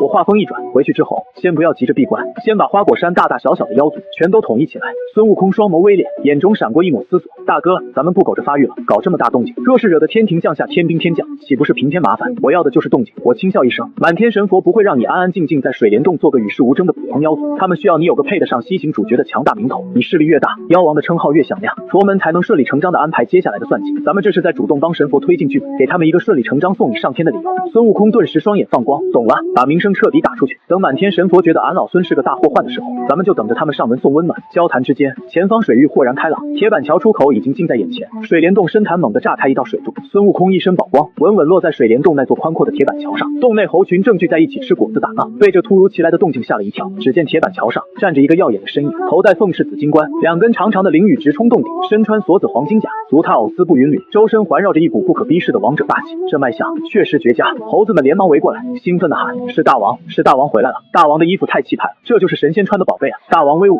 孙悟空大步走向主座，金甲铮铮作响，他猛地一抖猩红披风，端坐于石座之上，目光睥睨。孩儿们，俺老孙去那东海龙宫转了一圈，不仅弄了这身威风行头，还带回来一件宝贝。他伸手往耳朵里一套，拿出一根绣花针大小的黑色铁棒，随手抛到半空，张嘴一喝，长！那铁棒迎风渐长，转瞬变成一根丈2长短、碗口粗细的金色铁棒，随后重重砸在水帘洞地面上，整个水帘洞剧烈摇晃了一阵，坚硬岩层直接被砸出深坑，碎石到处飞溅。定海神针散发着璀璨金光，上面镌刻的龙纹不断流转，压得四周气息都跟着一沉。周围小猴子们吓得连连后退，却又忍不住睁大眼睛，死死盯着这件神兵。几个胆大的年轻猕猴走上前，试着合力把金箍棒抬起来，结果他们使出了吃奶的力气，脸都憋死了，那棍子还是纹丝不动。此乃东海水晶宫的镇海之宝，如意金箍棒，重13500斤。孙悟空放声大笑，显然很满意猴子们的反应。就在这时，一只小猴慌慌张张跑进洞内，大王，外面杀来了漫山遍野的妖精，领头的好几十个大妖王，说是要给咱们立规矩。孙悟空闻言不仅没怒，反而仰天狂笑，正愁没借口去寻他们，到自己送上门来了。他反手拔出定海神针，身形化作一道金芒，拿他们的妖血给金箍棒开刃。花果山前，黑云压顶，妖气冲天，上千名妖兵列阵以待，数十名煞杀气腾腾的妖王立于阵前，独角鬼王、苍狼妖个个面露凶光，独角鬼王周身黑雾缭绕，死死盯着踏空走出的孙悟空，目光直接定在那身极品仙甲上。哪里来的野猴，穿了身人模狗样的仙甲，便妄想在这花果山立气称尊？今日若不现出仙甲与动物，爷爷们便抽了你的猴筋！孙悟空单手倒提金箍棒，冷冷俯视下方众妖。这花果山从今往后只能有一条规矩，那便是俺老孙的规矩。话音未落，他毫无预兆的抱起金箍棒，横扫而出，撕裂长空。黑熊精大惊失色，举起重达千斤的混铁棍，全力格挡。两兵相接的瞬间，混铁棍寸寸碎裂，金箍棒去势不减，摧枯拉朽般砸碎了黑熊精的护体妖光，将他连人带甲轰入地底，生死不知。苍狼妖还没来得及凝聚法相，就被一股狂暴罡风直接掀翻，骨骼碎裂，血雾炸开。这不是交手，是碾压。孙悟空在万妖阵中如入无人之境，随手一棍都带起一片尸山血海。不到半炷香的功夫，那些刚才还不可一世的妖王，大半已经瘫软在地，护体法力彻底被打散。孙悟空缓步停下，染血的金箍棒直指独角鬼王眉心。大王神威，我们愿降！独角鬼王强忍粉身碎骨的剧痛，把高傲的头颅死死贴在泥土里，愿奉美猴王为尊。残存的众妖王齐刷刷跪倒，哀嚎与臣服声响彻四野。半日之间，72洞妖王尽数归降，一道无法掩饰的冲天妖气自花果山拔地而起，直冲云霄。属于齐天大圣的时代正式拉开帷幕。孙悟空刚把修为推到金仙巅峰，闭关密室里却突然异变横生，一道沉寂已久的神魂竟在他识海中炸开一道光。沉寂千年的我，第一次真正从他体内现身。可这不是喜事，别人只看见猴王战力暴涨，却不知道真正破局的从来不只是修为。外头看似风平浪静，暗地里佛门的局已经提前铺开。先是龙宫，接着就是地府，地府阴差很快就会来勾魂，名义上是收命，实际上是逼他入局。孙悟空表面装睡，心里却比谁都清楚，这一次只要踏进幽冥，就再没有回头路。可如今却只能顺势而下，再寻机会翻盘。而地府那扇门后面等着他的才是真正的杀局。千年了，自从寄宿在孙悟空的识海里，这还是我第一次真正接触外面的天地。石壁冰冷，灵气流动，清晰可辨。这外面的风景确实不错。孙悟空也被我这动静吓了一跳，盯着我看了半天，整个人直接从石床上蹦起来。大哥，你能出来了？他围着我转了好几圈，激动的不行。我低头看了看自己这道半透明的神魂，活动了一下手臂，神魂是稳了，但没有肉身承载，不能在外面待太久，最多出来放放风。再久，天地法则就会把我同化。孙悟空连连点头，大哥别急，等咱们把满天神佛的好东西都抢过来，定给你捏个根基强大的肉身。我笑了笑，顺手打量了他一眼，不错，天才地宝没白吃，境界直接对到金仙巅峰了。一提修为，孙悟空脸上的笑立刻垮了，他一屁股坐到石凳上，满脸郁闷。大哥你别提了，我现在卡在这里不上不下的，真难受。那太乙金仙的门槛就在眼前，可就是迈不过去，死活找不到突破的契机。这修为要是不提上去，我心里总是不踏实。我听完直接骂了一句，你小子还真是不知足，这话要是传出去，能把天上那些神仙气死。你才修炼10几年，就已经到了金仙巅峰，3界之中，别人想走到你这一步，哪个不是苦熬几百年、几千年？你这速度已经堪称逆天了，还有什么好抱怨的？孙悟空嘿嘿一笑，搓了搓手，我这也是想多攒点底气嘛，毕竟接下来要面对满天神佛的算计，修为越高，打起来才越不吃亏。我收起笑意，神色严肃下来，你想提升实力没错，但绝对不能乱了分寸，别忘了菩提祖师临行前对你的嘱咐，法力提升只是一方面，最关键的还是你对大道的感悟。太乙金仙这个境界，光靠天才地宝堆不上去，你得明心见性，悟透自己的道。要是只顾着拔高法力，道心跟不上，根基就会不稳，以后再想往上走，可就比登天还难了。孙悟空立刻正色，重重点头，大哥教训的是我太心急了，我记住了，以后必定花时间好好参悟天罡地煞里的变化之道，先把根基砸结实了再说。我们正说着，水帘洞外忽然传来一阵极其嘈杂的声浪，连地面都微微震动。七弟，哥哥们来看你了，快出来喝酒。孙悟空一拍额头，满脸无语，这帮家伙真是烦死猴了，3天2头跑来折腾，耽误我休息。自从孙悟空一统花果山72洞妖王，美猴王的名号就彻底响了出去，名声一大，几个厉害角色也跟着找上门来。牛魔王、蛟魔王、鹏魔王、狮驼王、猕猴王、鱼龙王，这6个大妖王打着切磋的名义，和孙悟空不打不相识。几顿大酒喝下来，稀里糊涂就结拜成了异姓兄弟。大哥，我真不想理他们，这群家伙除了喝酒吃肉就是显摆武力，粗鲁得很。孙悟空一脸抱怨，我却笑了，指了指洞外，忍着点，你现在正需要他们打掩护。孙悟空一怔，打掩护？没错。我看着他，慢慢说道，你要是天天闭门苦修，满天神佛才会觉得你有问题。你现在表现得越不求上进，越贪图享乐，他们才越放心。更何况，谁知道你这几个结拜兄弟里有没有佛门或者天庭安插进来的暗桩？孙悟空金眸一冷，大哥是说他们中间有探子，防人之心不可无。我语气很平，不管他们是真心结拜，还是带着目的来试探，你只需要扮演好一个野性男婿，喜欢胡闹的妖王就行了，陪他们喝，陪他们打，把泼猴的人设立稳了。孙悟空顿时明白过来，咧嘴一笑，大哥放心，演个混世泼猴，这活我熟得很，保证让天上那些人看个过瘾。我点了点头，身形一晃，重新钻回他的识海。孙悟空平息了一下气息，大步走出密室。水帘洞外的铁板桥上，几个身形庞大、妖气冲天的家伙正大大咧咧站在那里，领头的是个魁梧壮汉，头上长着2只巨大的牛角，浑身肌肉虬结，正是牛魔王。旁边还站着几个面容各异的大妖，正是蛟魔王等人。牛大哥，几位哥哥，俺老孙来迟了。孙悟空一个跟头翻出水帘洞，稳稳落在他们面前，笑得格外热情。好你个猴老弟，大白天的躲在洞里干甚？莫不是藏了什么好酒舍不得给哥哥们喝？牛魔王走上前，重重拍了拍他的肩膀。牛大哥说的哪里话？俺老孙这花果山别的没有，就是果酒管够。孙悟空大手一挥，立刻吩咐旁边的小猴子：孩儿们，把咱们地窖里藏的那些白果酿全搬出来，今天定要和几位哥哥喝个痛快。猴群立刻忙碌起来，一坛接一坛的果酒被抬上宽阔的草地，各种灵果和烤肉也摆满了大石桌。几大妖王毫不客气，抓起酒坛子就往嘴里头，痛快！还是猴老弟这里的果酒有滋味。蛟魔王抹了抹嘴角的酒水，大声赞叹。鹏魔王啃着一大块烤肉，眼里满是桀骜。猴老弟，光喝酒多没意思，吃饱喝足了，咱们兄弟几个下场练练手去。狮驼王跟着起哄，拍着胸膛，正有此意。上次跟你比力气输了半招，哥哥我回去可是苦练了好些日子。孙悟空啃着一个水蜜桃，满不在乎的把桃核一扔，比就比，俺老孙最近正觉得手痒呢。不过丑话说在前头，我那金箍棒可是韧生的很，一会儿要是擦破了哥哥们的皮，可别怪我下手狠。牛魔王哈哈大笑，声若洪钟：七弟，你这口气倒是不小，老牛我今天就空手会你的棍子。话音刚落，他猛地踏出一步，狂暴妖气直冲云霄，周身肌肉瞬间膨胀，一记威猛直拳直接砸向孙悟空面门。孙悟空不闪不避，咧嘴一笑，右手一翻，金光闪烁间，金箍棒已经握在手中。来得好，他挥棍迎上，没有神通术法，纯粹是肉身搏杀。两人撞在一起，恐怖的气浪席卷四周，把旁边的小妖们掀得东倒西歪。蛟魔王和猕猴王等人站在一旁，连连叫好。拳棍相撞的余波还没散尽，牛魔王已经退开数十丈，虎口微微发麻，可他脸上不但没有半点退，反倒笑得更凶。痛快！老牛我纵横四海，今日算是遇到硬茬了。七弟这棍法当真霸道，牛大哥的力气也不差，俺老孙今天可是打得尽兴了。孙悟空收起金箍棒，眼底战意翻涌，其他几位妖王立刻围了上来，把两人重新拉回酒桌旁。既然分不出高低，那就在酒桌上见真章。牛魔王扯开嗓门：对，打架伤和气，喝酒才长精神。狮驼王拍着肚皮附和：七弟，你这花果山的好酒，哥哥我可是一直惦记着。几只大妖围着宽大的石桌坐下，抓起酒坛子开始狂饮，大碗喝酒，大口吃肉，喧闹声很快响彻整个花果山，直到天色渐暗，一众妖王才意犹未尽地停下。七弟，哥哥们今日真是尽兴了，改日咱们再接着聚。牛魔王起身告辞，孙悟空满脸堆笑，拱手相送：几位哥哥慢走，有空常来。花果山的酒管够，送走众妖，花果山终于安静下来。孙悟空挥了挥手，让旁边伺候的小猴子去收拾残局。他打了个酒嗝，晃了晃脑袋，转身朝水帘洞走去。原本他打算回密室，把刚才切磋的感悟消化一下，再继续参悟大道。可才走出没几步，一股强烈困倦感毫无征兆的涌了上来，眼皮发沉，脚步也开始发虚。怎么回事？这果酒后劲有这么大？他嘟囔了一句。下一刻，他实在扛不住那股困意，顺势走到桥边一棵老松树下，背靠树干坐下后，直接闭上眼睛，打起了呼噜。我在识海深处猛地睁开眼，神色一变，不对劲。我迅速扫过他的神魂和肉身，他是金仙巅峰，肉身又是无垢的先天灵胎。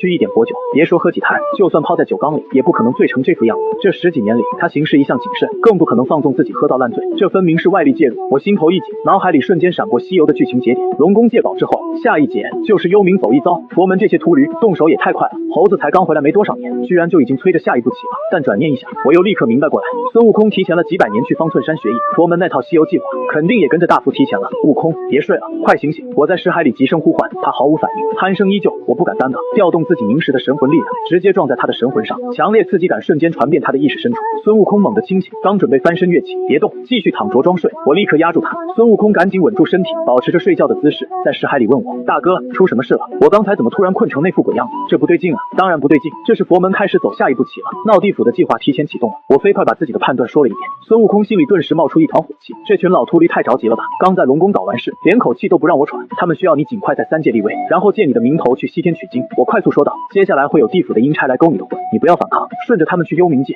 孙悟空闭着眼珠子转了2圈，去地府那感情好，正好顺便敲诈点宝物，万万不可大意。我语气更沉，地府的水深得很，那里不只有10殿阎罗，还藏着一位恐怖的地藏王菩萨。那位菩萨可是和如来佛祖平起平坐的绝顶大脑，你在地府闹出再大的动静都可以，但绝对不能去翠云宫招惹他，明白吗？孙悟空立刻把这话记在心里。大哥放心，我专挑软柿子捏，绝对不去碰那些硬茬子。接着我又把自己的顾虑说清楚，继续安排后面的行动。这次去幽冥界，我不能跟着你的神魂一起去，我得在你体内躲起来。孙悟空有些诧异，大哥，你不跟着我去凑热闹？我冷笑一声，你以为我不想去？地藏王菩萨坐下，有一头神兽叫谛听，他能听遍3界万物。我这个不属于这方天地的异界神魂，一旦进了地府，在他面前就像黑夜里的火把，只要被察觉，我必死无疑，你也洗不清嫌疑。我的身份一旦暴露，到时候2个人都得吃不了兜着走。孙悟空听完，心里一凛，原来如此，那大哥你就安心待在肉身里，地府那点阵仗我应付得来。记住，到了地府放机灵点，该怎么闹就怎么闹，但也别玩脱了，明白？他在心底应了一声，彻底放松了对魂魄的防御。我收敛全部神魂波动，沉寂在他肉身深处，不露半点气息。半炷香后，2道虚幻身影从地下泥土里直接冒了出来。这2个人手持哭丧棒和勾魂锁，脸色惨白如纸，身上没有半点活人生气，正是幽冥界派出来的2个勾魂使者。他们轻飘飘移到大松树下，停在熟睡的孙悟空面前，对批文：是这猴子吗？左边的阴差压低声音问，右边的阴差展开开手里那张带着森严大印的纸条，对着孙悟空仔细看了2眼。没错，就是他，东胜神州傲来国花果山水帘洞。孙悟空，寿62岁，善终，那就别磨蹭了，赶紧拿人交差。左边那个阴差不耐烦地抖了抖手里的勾魂锁。孙悟空装睡不动，却听得一清二楚，心里冷笑不止。62岁，我早已超脱生死，这生死簿上的阳寿简直是胡扯，分明就是神佛为了逼我下地府硬造出来的离谱由头。既然你们非要演，那我就陪你们玩场大的。阴差上前，粗暴地将勾魂锁套在孙悟空脖颈上，猛地一拽，他顺着锁链的力道，神魂轻飘飘离体而出，配合的没有半点抵抗。走吧，我们回幽冥界交差。阴差拽着黑色铁锁，在前面急匆匆引路，直奔九幽而去。当孙悟空被拘禁地府时，十殿阎罗原本还想按规矩把戏演完，可他们很快就发现，这猴子根本不按规矩来，生死簿他敢当场划掉，森罗殿他也敢直接砸烂。更麻烦的是，别人下地府是受审，他下地府是来讨债的。阎罗王一开始还想拿几句场面话把他哄回阳间，可孙悟空偏偏不接招，反而顺势坐地起价。他先要赔偿，再要天财地宝，甚至连肉身安危都拿来当筹码。十殿阎罗这才意识到，硬压没用，讲理也没用，因为这只猴子要的从来不是一个交代，而是把地府的脸面也一并掀翻。而楚江王转身赶往翠云宫的那一刻，真正能压住局面的人终于要出手了。地府之中，阴风怒嚎，2名阴差一前一后拽着黑色拘魂锁，锁链另一头死死套在孙悟空脖颈上。悟空双眼微合，任由阴差拖着向前飘，那副神魂浑噩的模样装得很像。快走，前面就是幽冥界了，把这猴子押入森罗殿，咱们兄弟便能结束任务。左边阴差用力扯了一把锁链，右侧阴差跟着点头，他们完全没察觉，身后那只猴子的眼皮微微一颤。走了一炷香，前方翻滚的阴霾里渐渐显出一座宏伟的黑色巨殿，殿宇通体由幽冥黑石砌成，两侧立着面目狰狞的鬼将雕像，森寒的冥界威压扑面而来。正上方悬着一方暗金巨匾，上面3个大字森罗殿。到了地头，悟空知道时机到了，他骤然睁眼，原本暗淡的金瞳瞬间爆发刺目神光，双臂猛然发力，向外狠狠一扯，号称能锁死神仙魂魄的阴丝铁链当场被他扯成数节，掉落在地。前方2名阴差顿时感觉巨力消失，满脸错愕的转身。悟空眼神凌厉，盯住2名阴差，这是什么地方？俺老孙不是在花果山睡觉吗？你们2个是谁？左侧阴差反应极快，瞬间横起哭丧棒，你阳寿已尽，自然是被我们兄弟拘来地府受审，乖乖跟我们进去面见阎罗，免得吃苦头。阳寿已尽，俺老孙修成金仙道果，早已超脱3界，不入5行，你们这2个瞎眼的阴魂也敢定我的生死？悟空勃然大怒，话音刚落，金光乍现，如意金箍棒化作一根粗壮铁棍，裹着雷霆万钧之势，当头劈下。2个阴差当场倒飞出去，撞在森罗殿大门上。悟空收起铁棍，大步走向那2扇紧闭的重门，他抬起右腿，法力狂涌，一脚踹向大门，厚达3尺的明石巨门直接被狂暴力量震碎，无数黑色石块四散飞射，冲进大殿内部。森罗殿内，十殿阎罗高坐在滚滚阴气凝成的王座上，大门碎裂，强劲罡风刮入殿内。秦广王看到大门被砸，又见一个毛脸雷公嘴的猴子提棍冲进来，立刻拍而起，何方妖孽，敢犯我幽冥森罗宝殿！来人，拿下！其实10位阎罗心里都清楚，佛门早就打过招呼，今日会有那命定之人前来闹事，但身为阴司正神，场面上的威严必须给足。话音刚落，殿内4角黑雾弥漫，几百个全副武装的鬼将挥舞兵器，叫嚷着朝悟空扑来。悟空冷哼一声，不退反进，他单手抡起金箍棒，磅礴的金仙法力毫无保留地注入其中，金箍棒迎风暴涨，转眼化作几10丈长的擎天巨柱，朝前方横扫而去。狂暴金光撕裂幽冥战阵，兵器接连断裂，阴兵惨叫声响成一片。不到半刻钟，森罗殿里一片狼藉，几百号阴兵鬼将被打得满地乱滚，连爬都爬不起来，哀嚎声此起彼伏。十殿阎罗看得眼皮直跳，这猴子的战力确实夸张，虽然他们故意派的都是普通鬼将，可这种碾压场面还是让人心惊肉跳。楚江王赶紧给阎罗王使了个眼色，差不多行了，再打下去森罗殿的面子就彻底丢光了。阎罗王心领神会，他赶紧换上一副惶恐表情，从台阶上快步跑下来。上仙息怒，上仙息怒啊，快住手，莫要再打了。阎罗王连连作揖，满脸堆笑，因此每日拘魂无数，想必是底下鬼差办差出了纰漏，误拘了上仙。悟空手腕一抖，金箍棒重重杵在地面，直接砸出一个大坑。少拿误会来糊弄我，把你们这里的生死簿拿出来，俺老孙倒要看看那上面到底给我写了多少年寿命。秦广王顺势看向一旁，崔判官将生死簿取来，让上仙查阅。崔判官不敢怠慢，他捧着一摞厚重的阴气竹简，快步走下台阶，递到悟空面前。悟空一把夺过生死簿，当着十殿阎罗的面迅速翻找起来。片刻后，他翻到了自己的名字，一派胡言。悟空指着名册，破口大骂：俺老孙修得金仙道果，这破本上竟写我寿元只有62岁，你们这幽冥界就是这般断人死生的。他大步走到崔判官案前，抓起吸满浓墨的判官笔，笔走龙蛇之间，直接将自己的名字连同花果山所有猴属的名字全都涂抹成一团漆黑，全给我划掉。从今日起，花果山猴属再不归你地府管辖。悟空随手扔掉判官笔，把生死簿志还给崔判官。十殿阎罗高坐王座，默然不语，一本副本罢了，他爱划便划，只要任务完成就好。上仙教训的是，如今这生死簿已经除名，上仙还请速返回阳间，莫要耽误了时辰。秦广王沉声开口，他只想赶紧送走这尊瘟神，可悟空不仅没退，反而纵身一跃，直接坐在一张完好的案几上。十殿阎罗面面相觑，生死簿都画了，还有什么事？上仙您还有何吩咐？阎罗王大着胆子问了一句。悟空冷笑一声，语气霸道：你们平白无故把我拘来，让我这神魂跑了这么远的路，受了这么大的惊吓，这笔精神损失费，咱们是不是得好好算算？秦广王赶紧解释，上仙，刚才小王不是已经道过歉了吗？这真的是底下人半拆出了纰漏啊！道歉能当饭吃？悟空大声骂道：“俺老孙辛辛苦苦修到金仙境界，本以为神魂早就坚不可摧，结果你们派2个小鬼就能把俺老孙的神魂勾过来，这说明俺老孙的神魂还有很大缺陷，根本不够稳固。这地府天天和魂魄打交道，滋养神魂的好宝贝绝对少不了。今日若不拿出几件滋养神魂的顶级天材地宝作为赔偿，俺老孙绝不离开。”十殿阎罗听完，全都在心里骂起娘来。这猴子怎么不按套路出牌？不是画了生死簿，就该高高兴兴回花果山吗？怎么还赖在这里敲起竹杠？这神魂到底哪里不稳固？刚才打飞几百个阴兵的时候，怎么不说不稳固？阎罗王皱眉推诿，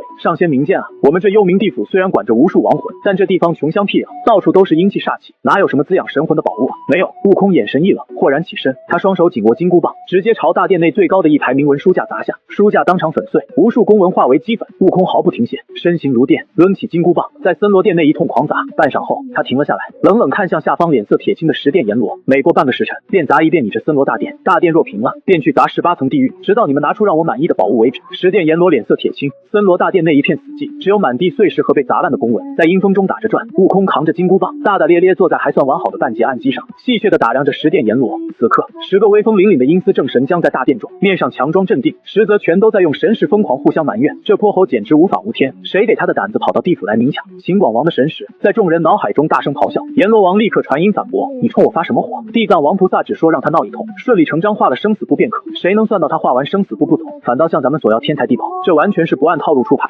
楚江王满脸苦涩，也加入这场隐秘交流。前几年听说这猴子去龙宫取宝石，硬生生敲诈了敖广一笔极品灵物，当时我还嘲笑那4个老龙王越活越没骨气，被个刚出山的猴子拿捏。没想到今日这因果便落到咱们兄弟头上了。几位阎罗听完，集体沉默。眼下局面简直是个无解的死局。大殿下方的几百个精锐阴兵还在地上痛苦哀嚎，普通鬼将连这猴子随手一棍都接不住，指望阴兵把这泼猴赶走，纯属痴人说梦。可若是他们10个老家伙亲自下场动手，这出西游大戏就彻底露馅了。动手怕惹滔天大祸，不动手又赶不走这尊煞神。十殿阎罗此刻算是真真切切体会到了四海龙王当时的绝望。阎罗王周身幽冥之气剧烈翻涌，心中虽掀起惊涛骇浪，面上却强压慌乱。心思电转间，他寻到一个看似天衣无缝的由头。他换上一副威严中透着关切的神情，走向悟空。上仙，你有所不知，这神魂离体之事非同小可。你这趟来幽冥界，耽搁的时辰已经不短了。幽冥界到处皆是九幽煞气，阳世之魂在此多留一刻，便多受一分消磨。更关键的是，你留在阳间的肉身。阎罗王死死盯着悟空的反应，若上仙的神魂迟迟不归，肉身失去本源滋养，很快便会气血衰败。万一沾染红尘浊气，甚至被山间妖兽损了躯壳，坏了修道的先天根基，届时神魂无法归窍，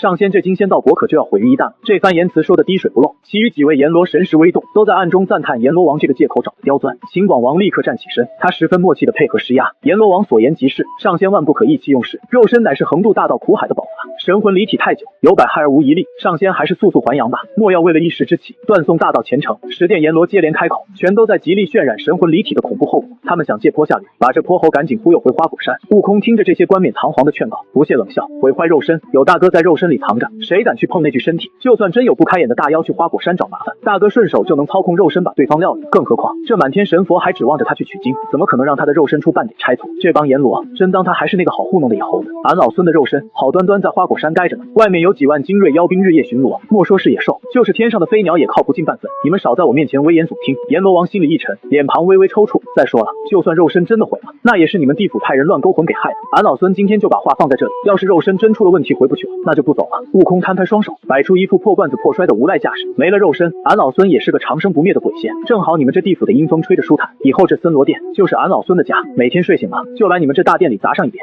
全当活动筋骨。悟空手腕一抖，金箍棒再次震出刺耳气了。要是哪天在森罗殿砸腻了，俺老孙就去18层地狱溜达溜达，听说那里头关着的恶鬼叫唤的好听，俺老孙就挨个把牢门全砸碎，把他们放出来陪我一起操练兵马。这番光棍到底的豪言壮语，直接把十殿阎罗听得外焦里嫩。他们做梦都想不到，世上竟有连自己肉身都不在乎的奇葩修仙者。这猴子完全就是个不讲半点规矩的活土匪。若是幽冥地府真成了他的游乐场，每日被这煞神砸上一遍，阴司的秩序还要不要啊？可他们敢强行镇压吗？绝对不敢。这泼猴不仅是佛门的命根子，更是这一个亮节的阴劫之人。若他的肉身真因为地府拖延而彻底崩溃，导致西游亮节中断，他们可就吃不了兜着走了。阎罗们在神识交流中彻底崩溃，坏了坏了，这猴子要是真耗在这里，时间一长必定生变，他摆明了是要跟咱们死死磕到底，不见好处，绝对不会罢休。楚江王满脸郁闷，秦广王权衡片刻，依我看，还是拿些天才地宝把他打发了。他可以不在乎他的肉身，但咱们不能不要这十殿阎罗的阴司骨灰。阎罗王无奈传音，可是咱们根本没有权限调动那种级别的天才地宝，阴司宝库里的东西都有记录在案，没有上面的旨意，谁敢私自拿出来送给一个外人？楚江王快速做下决断，你们暂且稳住他，莫要激怒这尊煞神，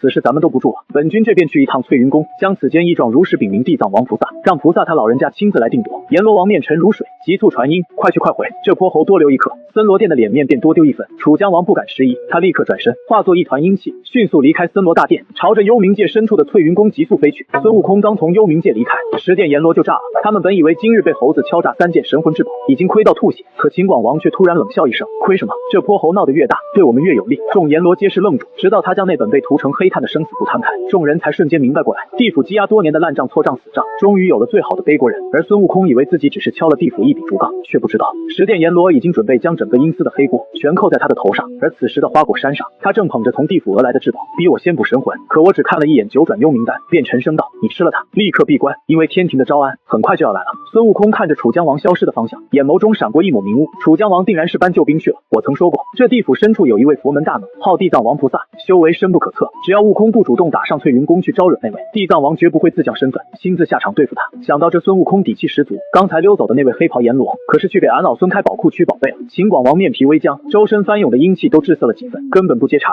孙悟空手腕猛地一翻，金箍棒重重砸碎了秦广王脚边的石砖。你们若是早这么痛快，这事儿不早就解决了吗？俺老孙可是出了名的讲道理，从来不无理取闹。你们用天才地宝补偿俺老孙受惊的神魂，东西一到手，俺老孙立马走人。阎罗王和秦广王对视一眼，只能硬挤出几分僵硬的笑意附和。上仙教训的极是，是我们一时糊涂，怠慢了上仙。与此同时，幽冥界深处与外界的阴气森森不同，这里佛光普照，梵音环绕，自成一方净土。大殿正中，地藏王菩萨端坐九品莲台，双手合十，神兽谛听趴在莲台之下，百无聊赖的甩着尾巴。小神楚江王拜见菩萨，求菩萨为我阴司做主啊！楚江王俯身行大礼，声音中透着掩饰不住的无奈。地藏王菩萨缓缓睁开眼睛，目光平和地落在了楚江王身上。何事如此惊慌？今日不是那命定之猴闹地府的日子吗？生死不任由他画了便是，顺应了天数，你们也算完成了一桩功德。楚江王急声开口，将孙悟空的无赖行径尽数禀明。菩萨明鉴，那孙悟空已经画了生死簿，但他划完之后却死活赖着不走。他不走，他又在生什么事端？地藏王眼中闪过些许诧异，他非说我等地府差役伤了他的神魂，勒令我们交出滋养神魂的顶级天才地宝。他甚至放话，若见不到宝物，便每隔半个时辰砸一遍森罗大殿，直到把幽冥界翻个底朝天。这孙悟空实在嚣张至极，我等受限不敢还手，只能叩请菩萨定夺。楚江王越说越愤懑，身为地府正神，何曾受过这等屈辱？地藏王菩萨闻言，面上罕见的掠过一丝波澜。这天地孕育的灵明狮猴，心性怎会如此市侩与贪婪？地藏王转头看向伏在一旁的谛听，谛听双目微合，发出一声低沉的兽吼，一缕神念传入地藏王识海。这泼猴只是单纯的贪图宝物，背后并无高人指使。地藏王菩萨轻诵了一声佛号，面色变得颇为复杂。早前听闻这猴头在东海龙宫不仅夺了定海神针，还顺势讹了四海龙王一大批极品仙针，原以为是龙族行事不密，如今看来，这泼猴骨子里竟是个不折不扣的财迷，所过之处寸草不留。地藏王眸光微敛，陷入沉思。若换作寻常大妖敢在阴司撒野，他翻手间便能将其打入无间地狱，但这只石猴动不得，他乃佛门大兴的根基，深系无量功德，佛门西行大计不容有失。若由着他在这幽冥界耽搁，导致肉身在阳间出了变故，只会平添麻烦罢了。这猴头尚未经佛法点化，行事荒诞倒也情有可原。地藏王菩萨再度闭目，声音重归悲悯与淡然。他既是天定的阴劫之人，地府今日赐他些仙针，便全当结个善缘，替他夯实根基。你速归森罗殿，传本做法旨，令秦广王开幽冥宝库，取3件滋养神魂的极品灵物赐他，早些息事宁人，莫要坏了天数。楚江王闻言，心头大石彻底落下，只要有菩萨的法旨兜底，阴司的损失就不用他们十殿阎罗自掏腰包。小神领法旨。楚江王躬身告退，火速返回森罗大殿。大殿之内气氛压抑到了极点，孙悟空在大殿内来回踱步，眼神越来越危险。我说几位阎罗，哪几件宝物有这么费劲？再不把东西拿出来，俺老孙的棍子可不认人了。话音刚落，大殿外阴风骤起，楚江王的身形显化而出，他立刻向其余阎罗神士传音，菩萨有旨，取3件宝物给他，切莫再生枝节。秦广王等人听罢，只觉肉痛无比，但总算有了破局之法。上仙稍等，小王这便亲自去宝库为您取宝。秦广王当即转身奔向地府内库，半炷香后，秦广王双手端着一方沉香木托盘，重返大殿。托盘之上陈列着3个晶莹剔透的玉盒，尚未开合，那丝丝缕缕沁人心脾的精纯魂力便已弥漫整个大殿。上仙，这3件仙针乃我幽冥界积攒数万载的极品底蕴，专顾神魂本源。秦广王姿态恭敬，将托盘呈上，此乃忘川河底孕育的明玉魂髓，可洗涤神魂浊气。这是阴山背后的千叶玄魂草，有稳固神魂之奇效。最后这枚是地府炼制的9转幽冥丹，吞服之后，神魂之力可暴涨3成。这番介绍说的秦广王心头滴血，此等神物连他们都舍不得动用，今日竟悉数便宜了这泼猴。孙悟空一把掀开玉盒，合，耀眼的灵光倒映在暗金色的眼瞳中，精纯的魂气入鼻，神魂深处的一丝疲乏瞬间被荡涤一空。好宝贝，大哥承不起我敲神佛的竹杠，果然是这三界最稳赚不赔的买卖。地府这等至阴之地的神魂仙珍，放眼三界也是可遇不可求的孤品。孙悟空毫不客气，大手一挥，将玉盘上的宝物尽数扫入自己囊中，收了好处。他立刻换上一副热络的嘴脸，哈哈哈！几位阎罗真是太客气了，既然你们把东西给足了，俺老孙也不和你们计较了，告辞。十殿阎罗听到这话，简直如蒙大赦，这瘟神终于肯走了。恭送上仙，祝上仙仙福永享。10个人异口同声的大喊，生怕孙悟空反悔。孙悟空走到大殿门口之时，突然停下脚步，转过头冲着十殿阎罗咧嘴一笑：今天多谢你们的款待，以后俺老孙要是神魂再不舒服，肯定第一时间来你们这里做客。十殿阎罗听到这话，差点齐刷刷的瘫倒在地，他们在心里疯狂地咆哮起来：你这辈子都别再来了，这幽冥界根本不欢迎你。孙悟空看着他们那比吃了苍蝇还难看的脸色，爆发出一阵畅快淋漓的大笑，他的神魂猛地腾空而起，化作一道璀璨至极的金光，这道金光直接撕裂了幽冥界的重重阴霾，直冲阳间而去。楚江王面色铁青，周身翻涌的九幽煞气几乎凝为实质，他猛地一拂袖，残破的暗机瞬间被狂暴的阴风搅成齑粉，四散飞溅，欺人太甚。这泼猴简直无法无天，他真以为幽冥阴司奈何不了他？若非佛门西行大计压着，本军立刻调动10万阴兵活剐他。阎罗王也在一旁连连冷笑：咱们堂堂幽冥正神，今日竟让一只猴子大放厥词，甚至敲诈宝物，这口气如何咽得下？其余阎罗亦是神色阴沉，大殿内阴风呼啸，充斥着诸位正神发泄怒火的威压，场面压抑。秦广王冷笑，挥手卷起那本被涂成黑炭的生死簿，眼底闪过一抹狡诈的精芒，都莫要做这般无能之怒。事情已出，徒留愤恨毫无意义。这猴子既然砸了咱们的场子，咱们也该顺势办点正事。众阎君齐刷刷看向秦广王，我阴司掌管6道轮回无数年，其中到底积压了多少查不清的因果烂账，多少安置不明的野鬼，大家心知肚明。往日天庭降旨查账，哪一次我等不是头疼不已，费尽心思去遮掩？秦广王语气压得极低，透着彻骨的算计。今日妖猴大闹幽冥，强改生死簿，砸毁殿宇库房，这等滔天大罪，他既然做了，不如把咱们那些死账全扣在他头上。十殿阎罗皆是活了无尽岁月的老怪物，心智何等通透，瞬间心领神会。阎罗王更是激动的连胡须都在微微发颤。大哥的意思是将那些平不掉的天地业障、生死错账全数扣在这泼猴头上。秦广王重重点头，语气中透着绝对的老辣。正是如此，他今日砸碎了森罗大殿，咱们就报他损毁阴阳账册数十万卷，死无对证。他强屠了花果山猴鼠的名字，咱们就顺势把那些查不清阳寿的错漏全塞进去，只说是他蛮横胡谋。这孙悟空是西行重要人物，行事霸道猖狂，这口掩盖阴司黑账的绝世大国，除了他，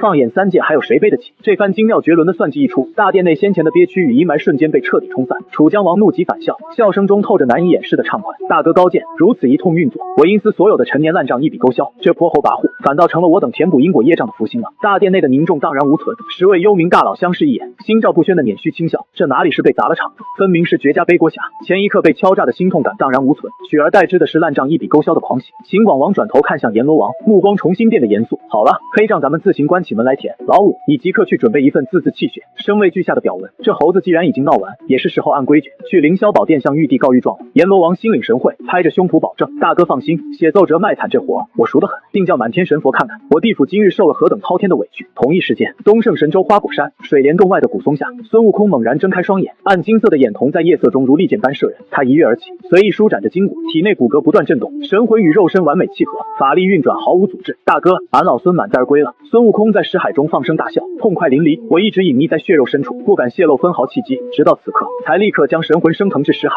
看来地府一行比预想的还要顺利。孙悟空往柔软的草地上一盘腿，得意洋洋地讲起了幽冥界的经过。大哥料事如神，那10个老鬼果然不敢动手，随便糊弄了个62岁的假阳寿。我当场发飙，不仅画黑了生死簿，还敲诈了他们的精神补偿费，然后往那一坐，告诉他们肉身不要了，就在地府常住。这可把他们吓坏了。这满天神佛果然不敢让俺老孙在这节骨眼上出半点意外。我非常赞赏的点头，干得漂亮。这种大势力最怕的就是你不按常理出牌，你表现得越光棍，他们越拿你没办法。那帮阎罗被逼得没法子，最后乖乖去宝库把好东西双手奉上。说话间，孙悟空手腕一翻，3个金银玉盒直接出现在手中。大哥，这明玉魂髓、千叶玄魂草，还有这颗九转幽冥丹，全是滋养神魂的宝物，你赶紧全都用了。只要吸收完这些，你的神魂之力绝对能暴涨一个台阶。识海中，我看着眼前流光溢彩的绝世珍宝，心中暖流涌动。这猴子在修行界混成了绝世大妖，面对这等能让无数大妖眼红的重宝，依旧是毫不犹豫的倾囊相赠。这份兄弟情谊做不得假。我摇了摇头，直接拒绝。悟空，你的心意我领了，但这东西我不能用。孙悟空急了，抓耳挠腮的大声嚷嚷：为什么不能用？大哥，你现在连个肉身都没有，不补神魂怎么行？我耐心解释当前局势，我现在的神魂已经足够稳固，维持生存不成问题。你服用这些宝物，壮大神魂，有极大可能明星心渐醒，感悟大道，冲破太乙金仙的瓶颈。孙悟空连连摆手，脾气极度执拗，不行不行，这绝对不行！俺老孙自己苦修也能悟道，突破太乙金仙。可大哥，你若是神魂出个闪失，我就算当了玉皇大帝又有什么用？我听罢佯装发怒，胡闹！你不把实力提上去，怎么有实力去和满天神佛讨价还价？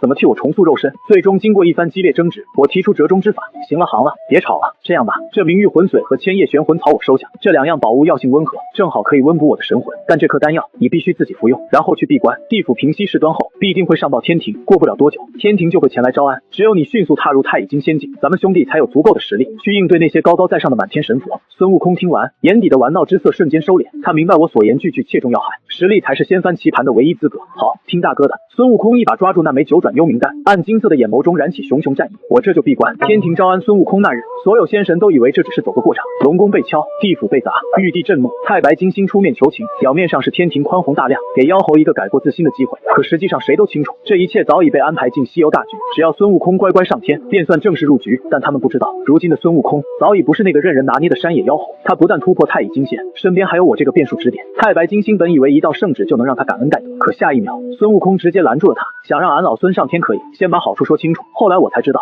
，33重天，金光万道滚红泥，锐气千条喷紫雾。凌霄宝殿内，文武仙卿分列两旁，玉皇大帝端坐龙椅之上，神色威严平静。张天师从殿外走入，躬身行礼，启奏陛下。东海龙王敖广在殿外候旨。玉帝微微颔首，他心里已经了然，佛门安排的那出戏已经唱完了，宣他进殿。片刻之后，东海龙王敖广走入大殿，敖广迈入殿中，长揖及地，求陛下为小龙做主。敖广有何冤屈慢慢奏来。玉帝的声音浩大威严，敖广抬起头，满脸悲戚。陛下，东胜神州傲来国花果山出了个妖仙，名叫孙悟空。那孙悟空硬闯我水晶宫，欺负我等法力低微，强行夺走了大禹治水留下的定海神针铁。这还不算完，那妖猴拿到兵器后，竟然赖在龙宫不走，他公然敲诈我们四海龙王，强行索要极品仙针。小龙和3位胞弟迫于无奈，只能开宝库任他挑选，损失惨重啊！殿内群仙听到这话，小声议论，敲诈四海龙王，这猴子倒是有几分胆色。玉帝暗自觉得好笑，这妖猴真是个贪财的性子。还没等玉帝开口安抚，殿外又传来值日公曹的通报，启奏陛下，幽冥界阎罗王带着表文在殿外求见。玉帝眼底闪过一丝微芒，这地府的状告倒挺积极。宣阎罗王急匆匆跑进凌霄宝殿，一看到跪在地上的敖广，两人目光交汇，隐晦的闪过一抹同病相怜的苦涩。他上前一步，双手高擎，一卷翻涌着幽冥气息的厚重表文凭空浮现在掌心，求陛下为地府做主。那妖猴把幽冥界砸了个底朝天啊！玉帝翻开那厚重的表文，目光扫过上面密密麻麻的字迹，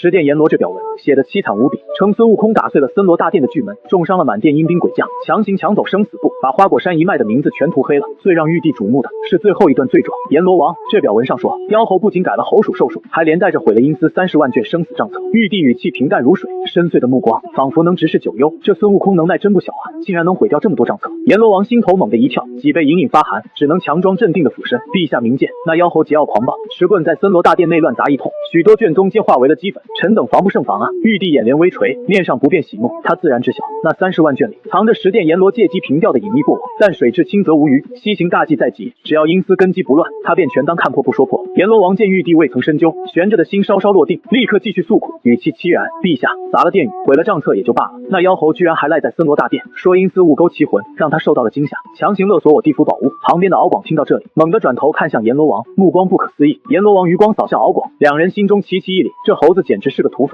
走到哪敲诈到哪。玉帝端坐龙椅缓缓开口，所以你们10殿阎罗也给他天才地宝了。阎罗王低声应诺，满心憋屈，臣等唯恐他毁坏6道轮回，只能把仙针给他。大殿内的文武仙卿神色各异，不少人在心底暗自发笑，堂堂东海与阴司竟被一只下界野猴子给敲诈了。玉帝目光扫过群仙，殿内隐秘的杂音瞬间平息。佛门既然要让这猴子扬名，天庭自然要配合着把这出戏唱全，把威严做足。区区下界妖仙竟敢如此无法无天！玉帝的声音浩大威严，在凌霄宝殿内来回激荡，不怒自威，抢夺龙宫重宝，扰乱地府轮回，敲诈幽冥正神，这等罪行若不严惩，天庭颜面何存？3界规矩何在？李天王，朕命你即刻点齐10万天兵天将，务必将那狂妄妖猴擒拿上天，以正天规。托塔李天王立刻跨步出列，臣遵旨，必将妖猴捉拿归案。诸仙心如明镜，佛门早已通过气，这猴子命不该绝，现下不过是走个过场。果不其然，就在李靖领命之时，文官行列中走出一位须发皆白的老星君。太白金星手持拂尘，满脸和气，适时站出。天王且慢，暂缓动兵。太白金星转过身，对着玉帝长身作揖：陛下息怒，老臣有本要奏。玉帝重新坐定，面色不变喜怒，太白金星，你有何话讲？难不成要替那妖猴求情？老臣并非替妖猴开脱，只是觉得出兵围剿实在不是上上之策。这孙悟空虽是个妖仙，却也是天地孕育，受了日月精华，才能修成这般本领。太白金星开始头头是道的分析局势，上天有好生之德，妖仙修炼不易。这猴头只是不知天高地厚，未受过正统教化，这才闯下大祸。玉帝俯视着太白金星，依你之见，朕不派兵，该如何处置他？太白金星微微一笑，成竹在胸，老臣以为陛下可以降下一道恩旨，将这妖猴招安上天，随便给他安排个大小官职，让他的名号挂在天庭仙传之上，一来彰显陛下宽宏大度，有容人之量；二来将他留在天庭管束，放在咱们眼皮子底下看着。若他安分守己，天庭便多一战将；若他冥顽不灵，在这天上随时可以就地擒拿，名正言顺。这番话不仅顾全了天庭的颜面，也顺理成章地将西游核心推入了下一个环节。大殿之内无人反驳，阎罗王和敖广也不敢再多言，招安大权终究在玉帝手中。玉帝做出一副沉思状，片刻后缓缓舒展眉头，金星所言倒也颇有几分道理，朕便依你之奏，暂且免了刀兵之灾，给他一个改过自新的机会。玉帝当场草拟了一份招安诏书，随后将诏书交给太白金星。太白金星，这件事既然是你提议的，就交由你去办吧。你速速带着朕的恩旨下界，前往东胜神州花果山，告诉那孙悟空，只要他肯上天为官，之前龙宫和地府的罪过，天庭便不再追究。太白金星双手接过圣旨，高高举过头顶，老臣领旨，必定不辱使命，将那猴头劝上天庭。太白金星出了凌霄宝殿，架起一朵祥云，朝着下界花果山的方向疾驰而去。水帘洞深处的净室内，孙悟空盘膝坐于青石之上，双手结印，金光内敛，周遭磅礴的天地灵气顺着口鼻涌入，在宽阔的经脉中运转周天。自服下九转幽冥丹后，孙悟空神魂暴涨，他趁势闭关参悟大道，一举冲破了金仙壁垒。如今的他已是货真价实的太乙金仙，法力在经脉中犹如怒海狂潮，举手投足间皆有大道韵味自然流转。识海之中，我的状况同样绝佳，在孙悟空的帮助下，我彻底炼化了明玉魂髓与千叶玄魂草，这两件宝药力精纯，我的神魂此刻已凝实如常人。大周天运转完毕，孙悟空缓缓收敛气息。就在此时，洞外传来急促的脚步声，一只负责巡山的猴子脚下生风的窜进净室。大王，外面来个白胡子老头，那个老头自称是天上来的仙官，现在就站在咱们水帘洞外面，嚷着要面见大王您呢。孙悟空眉头一挑，当即在识海中传音，大哥，天庭的人找上门了。识海深处，我的语气透着看好戏的促狭。悟空，这老头定是太白金星，天庭的招安总算是开始了。孙悟空在心底冷笑连连，大哥，这帮神仙动作倒快，看来龙宫和地府那帮家伙没少在玉帝面前编排俺老孙。孙悟空在心里乐开了花，语气十分激动，大哥，那现在就出去见他，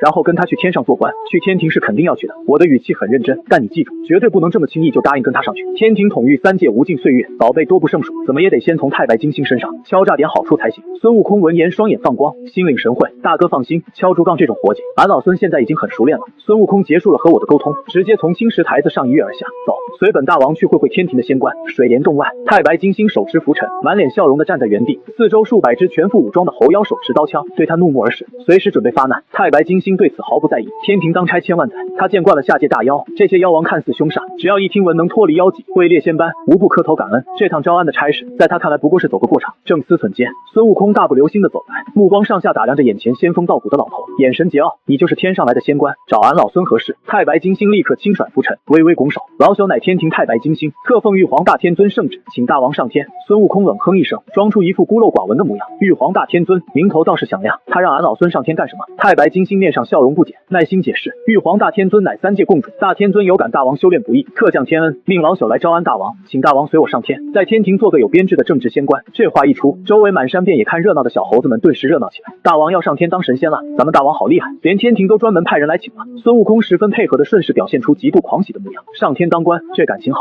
俺老孙在下界早就该腻了，正想换个大点的地界威风威风。太白金星看着他这副没见过世面的做派，心底暗自发笑，到底是个山野妖猴，一听当官就找不着北了。这差事果真手到擒来，大王既有意，便速速随老朽上天面圣吧。太白金星开始催促，且慢。孙悟空却突然伸手，一把拽住了太白金星的宽大袖袍。老头，急什么？俺老孙还有话没问清楚，玉帝老儿到底准备封个什么品级的官？太白金星被孙悟空这突如其来的变脸弄得愣了一下，完全没跟上这妖猴的行事路数。这个嘛，天庭里的官职非常繁多，各项规矩也是十分森严，至于具体要册封什么官职，老朽只是个传话的，实在做不了主，这都要等大王跟随老朽上了天庭，面见玉帝陛下之后，由玉帝陛下亲自审查大王的本领高低，然后再统一决定安排。孙悟空重重冷哼一声，闹了半天，原来你这老头说了这么久，连个具体的准信都没有带来啊！俺老孙在花果山统帅72洞妖王，麾下数万精兵，那是说一不二的大王，若是上了天庭，随便给安排个看大门的闲差，俺老孙岂不是成了三界笑柄。还没等太白金星想好话语反驳，孙悟空又抛出了一个问题。还有一件事情，俺老孙左思右想，怎么也想不明白。俺老孙在花果山好好待着，非亲非故的，玉帝怎么会平白无故点名要俺老孙上天？太白金星心头骤然一震，这猴头怎么突然如此机警？心思电转间，太白金星强压波澜，堆起笑脸。大王多虑了，大王单挑72洞妖王，一统花果山，威名早就传到了天上。玉帝陛下最是爱才，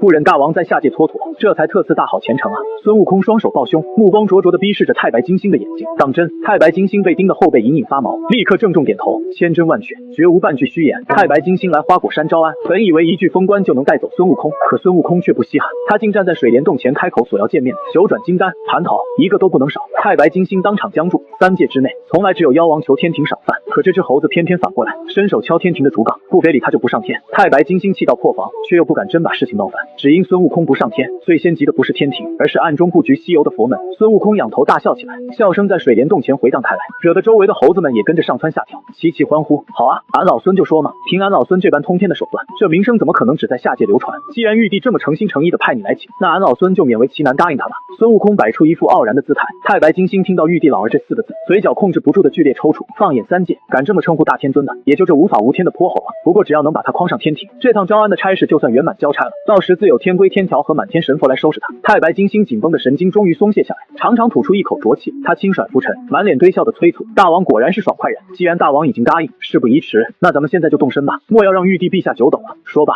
太白金星转身掐诀，脚下云气翻涌，可等了半晌，身后却连半点动静都没有。他错愕转头，只见孙悟空双臂抱胸，脚下生根般站在原地，根本没有挪步的意思。大王，您怎么不走啊？太白金星满脸疑惑地降下云头，走到孙悟空面前。大王方才不是已经答应上天做官了吗？为何还迟迟不肯动身？孙悟空瞪大眼睛，语气里透着毫不掩饰的鄙夷。你不会就打算让俺老孙这样空着手跟着你上天去吧？太白金星被骂得晕头转向，完全不明白这猴子到底葫芦里卖的什么药。这下界妖王要是有行李携带也是常情，但他仔细看了看这水帘洞外头，也没见这猴子收拾包裹打点行装。大王这话是何意？大王去天上赴任，自有天庭赐下仙家府邸和朝服应受，凡间的杂物自然不必携带，大王只管孑然一身随老朽去便是。太白金星极度疑惑，继续耐心询问：大王难不成还有什么别的问题吗？孙悟空重重的哼了一声，满脸不悦：你这老头真是不懂规矩，你们天庭大老远派人跑来花果山，口口声声说玉帝老儿诚心请俺老孙上天做官，既然是来请人办事，难道你们天庭连点礼物都不准备吗？就让俺老孙这么跟着你走，这要是传出去，让俺老孙的面子往哪放？太白金星听完这段话，整个人彻底呆住了。他在这3界当差几千万年，从来只有下界妖王为了求一个天庭编制，倾尽家财贿赂天庭仙官的份，可反过来冲着天庭要见面礼的，开天辟地头一遭。太白金星面皮微僵，指着自己的鼻子确认：大王的意思是，我们天庭请你上天做神仙，不仅要封你官职，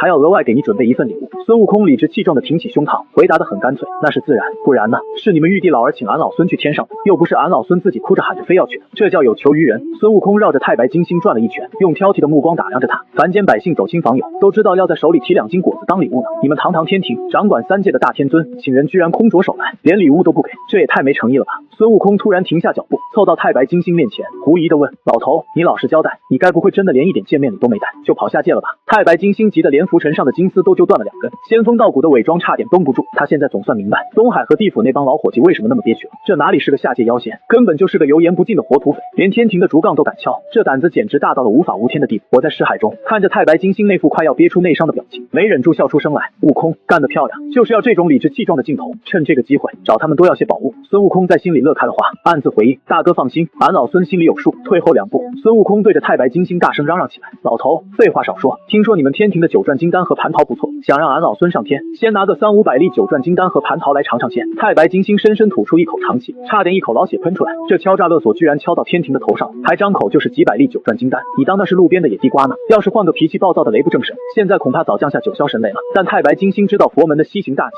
只能硬生生压下这口恶气，耐心解释：大王慎言啊，天庭统御万界，自有天庭的森严规矩，这去天上当官，名列仙路，那是全天下修仙者求都求不来的天大福分，这完全可以说是玉皇大帝对下界妖仙的恩赐。太白金星苦口婆心的劝导，试图把这猴子的奇葩逻辑拉回正轨。只要上了天庭，自有享不尽的荣华富贵，到时候琼楼玉宇任您游玩，更有仙酿御酒供您品尝。玉帝陛下让大王去天庭为官，这本身就是法外开恩，天庭从来就没有送礼的规矩。孙悟空根本不吃他这一套，你少拿这套说辞来糊弄俺老孙，别人稀罕你们天庭的官，那是他们没本事，俺老孙可不稀罕。在这花果山做齐天大王，手底下几万妖兵伺候着，快活得很。不管你说破大天去，俺老孙就是那句话，不给九转金丹和蟠桃，那就是没诚意，没诚意。俺老孙就在这水帘洞待着，哪儿也不去。太白金星急得面皮抽动，上前连连作揖。大王，这规矩真的不能破了。老朽此番下界就是为了招安，大王若是不去，老朽怎么向玉帝交差啊？大王就算看在老朽这把年纪的份上，通融随我走一趟吧。孙悟空翻了个白眼，索性直接闭上眼睛不再看他。交不了差那是你的事，和俺老孙有什么干系？连点礼物都不舍得出，还指望俺老孙去给你们卖命？做梦去吧！周围的猴子们见自家大王发脾气，立刻齐刷刷的举起手里的刀枪，声望震天。没诚意就快走，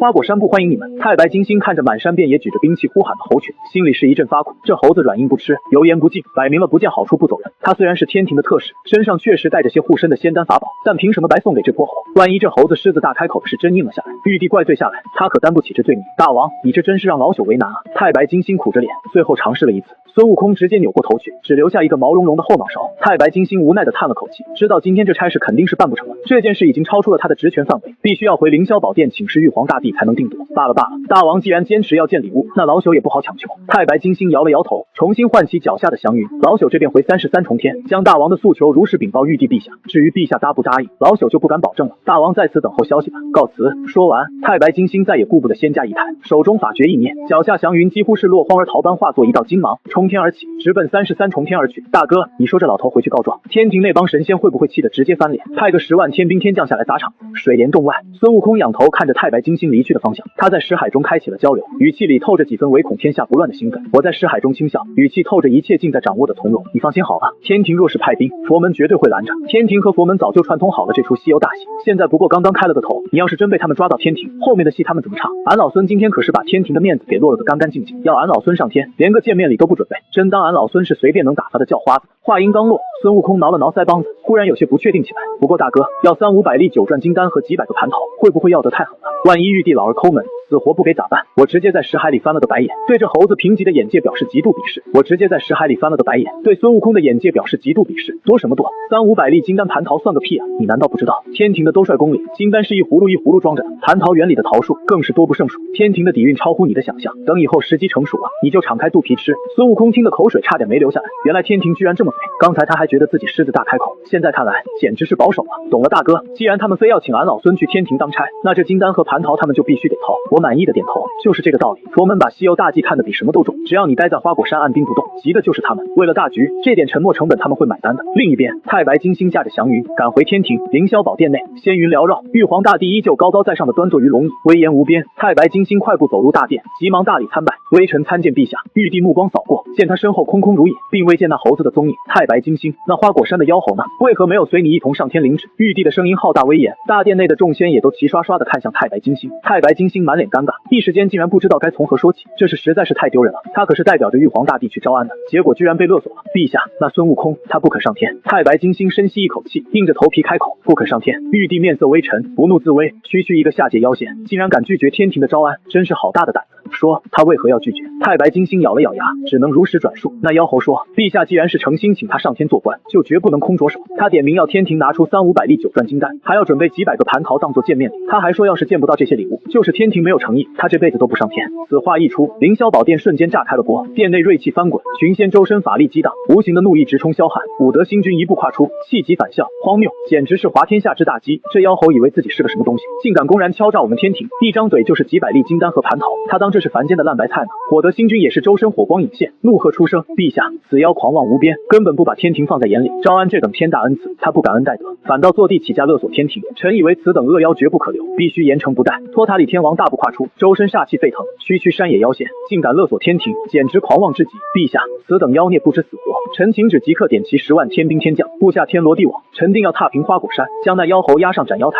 一时间，大殿内群情激愤，神仙们高高在上千万载，何时受过下界妖怪的这等嫌弃？这要真给了天庭，岂不是成了3界妖魔眼中的笑柄和送财童子？玉皇大帝也面色铁青，放肆！这孙悟空真是不知死活。伴随着这一声怒喝，浩瀚的威压荡开，群仙瞬间晋升，朕念他修行不易，本想网开一面免他刀兵之劫，他竟敢如此挑衅天庭天威，这等冥顽不灵的妖孽，既然不愿受招安，那便直接擒拿发落。托塔天王李靖听旨，李靖精神大振，当即大步跨出班列，双手抱拳，臣在，朕命你即刻点齐10万天兵天将，布下天罗地网，再带上哪吒3太子和9曜星官，下界前往花果山，给朕把那胆大包天的妖猴活捉上天，打入斩妖台问罪。臣遵旨，定叫那妖猴知晓天规的厉害。李靖领命，转身便要去点兵。天王且慢！太白金星急得心头狂跳，顾不得颜面，直接张开双臂拦在了李靖面前。他心里闷清，这10万大军真打下去，就真跟佛门撕破脸了。太白金星，你还想为那妖猴求情？玉帝冷眼俯视，语气透着强烈的不满。太白金星赶紧转身朝着玉帝深深作揖：陛下息怒啊，老臣绝不是要包庇那妖猴，只是为了一区区下界妖猴，天庭大动干戈出动10万大军，实在太抬举他了。那妖猴没见过世面，不知天高地厚，咱们若一怒之下将他灭了，传出去别人反倒会说天庭没有容人之量，还请陛下多加宽容引导，免动干戈啊！玉帝听罢，怒极反笑，威压直逼太白金星，不派兵围剿，难道你要朕真去给那妖猴送礼口气，让朕堂堂3界大天尊向一个下界妖猴低头？天庭去花果山送金丹蟠桃，这等颜面扫地的主意你也想得出来？太白金星被对得哑口无言，嘴巴张了半天吐不出半个字。是啊，天庭要是真给下界妖仙送了礼，那脸面可就丢尽了。可是不送，招安任务卡死，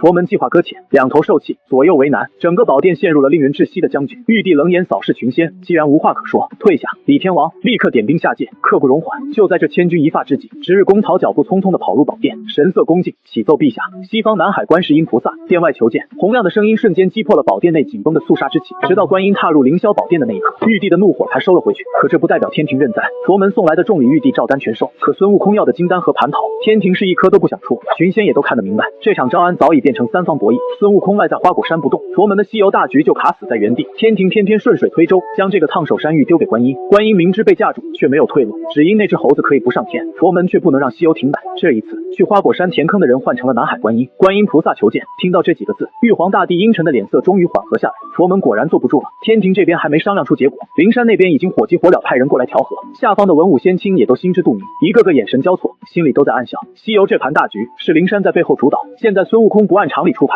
直接开口勒索天庭，天庭凭什么替佛门当这个冤大头？现在正主来了，他们倒要看看观音菩萨准备怎么收场。太白金星更是长长松了口气，总算来了个管事的，这烫手山芋本来就该灵山自己接。玉帝面色恢复平静，宣观音菩萨进殿。很快，观音菩萨身披素白仙衣，手持羊脂玉净瓶，踏着祥云走入凌霄宝殿。阿弥陀佛，贫僧见过玉皇大天尊。观音双手合十，向玉帝行礼。玉帝面带微笑，抬手虚扶，菩萨免礼。菩萨素来在南海普陀山清修，今日怎么有空来天庭走动？莫不是南海那边有什么事情需要天庭相助？这话问的明知故问，但语气拿捏的刚刚好。观音神色平静，大天尊言重了，贫僧今日前来是奉灵山如来佛祖之命，特来拜见大天尊。玉帝故作惊讶，身体微微前倾。如来佛祖让菩萨来见朕，不知佛祖有何要事？观音早有准备，佛祖本该近期亲自来天庭拜谒大天尊，只是灵山正在筹备盂兰盆会，诸天佛陀罗汉齐聚大雷音寺，佛祖每日开坛讲经，普度众生，实在抽不开身，所以特命贫僧代劳前来向大天尊请罪。说完，观音从袖中取出一个佛光璀璨的锦盒，锦盒一出，大殿里的仙气都被佛门气息冲开，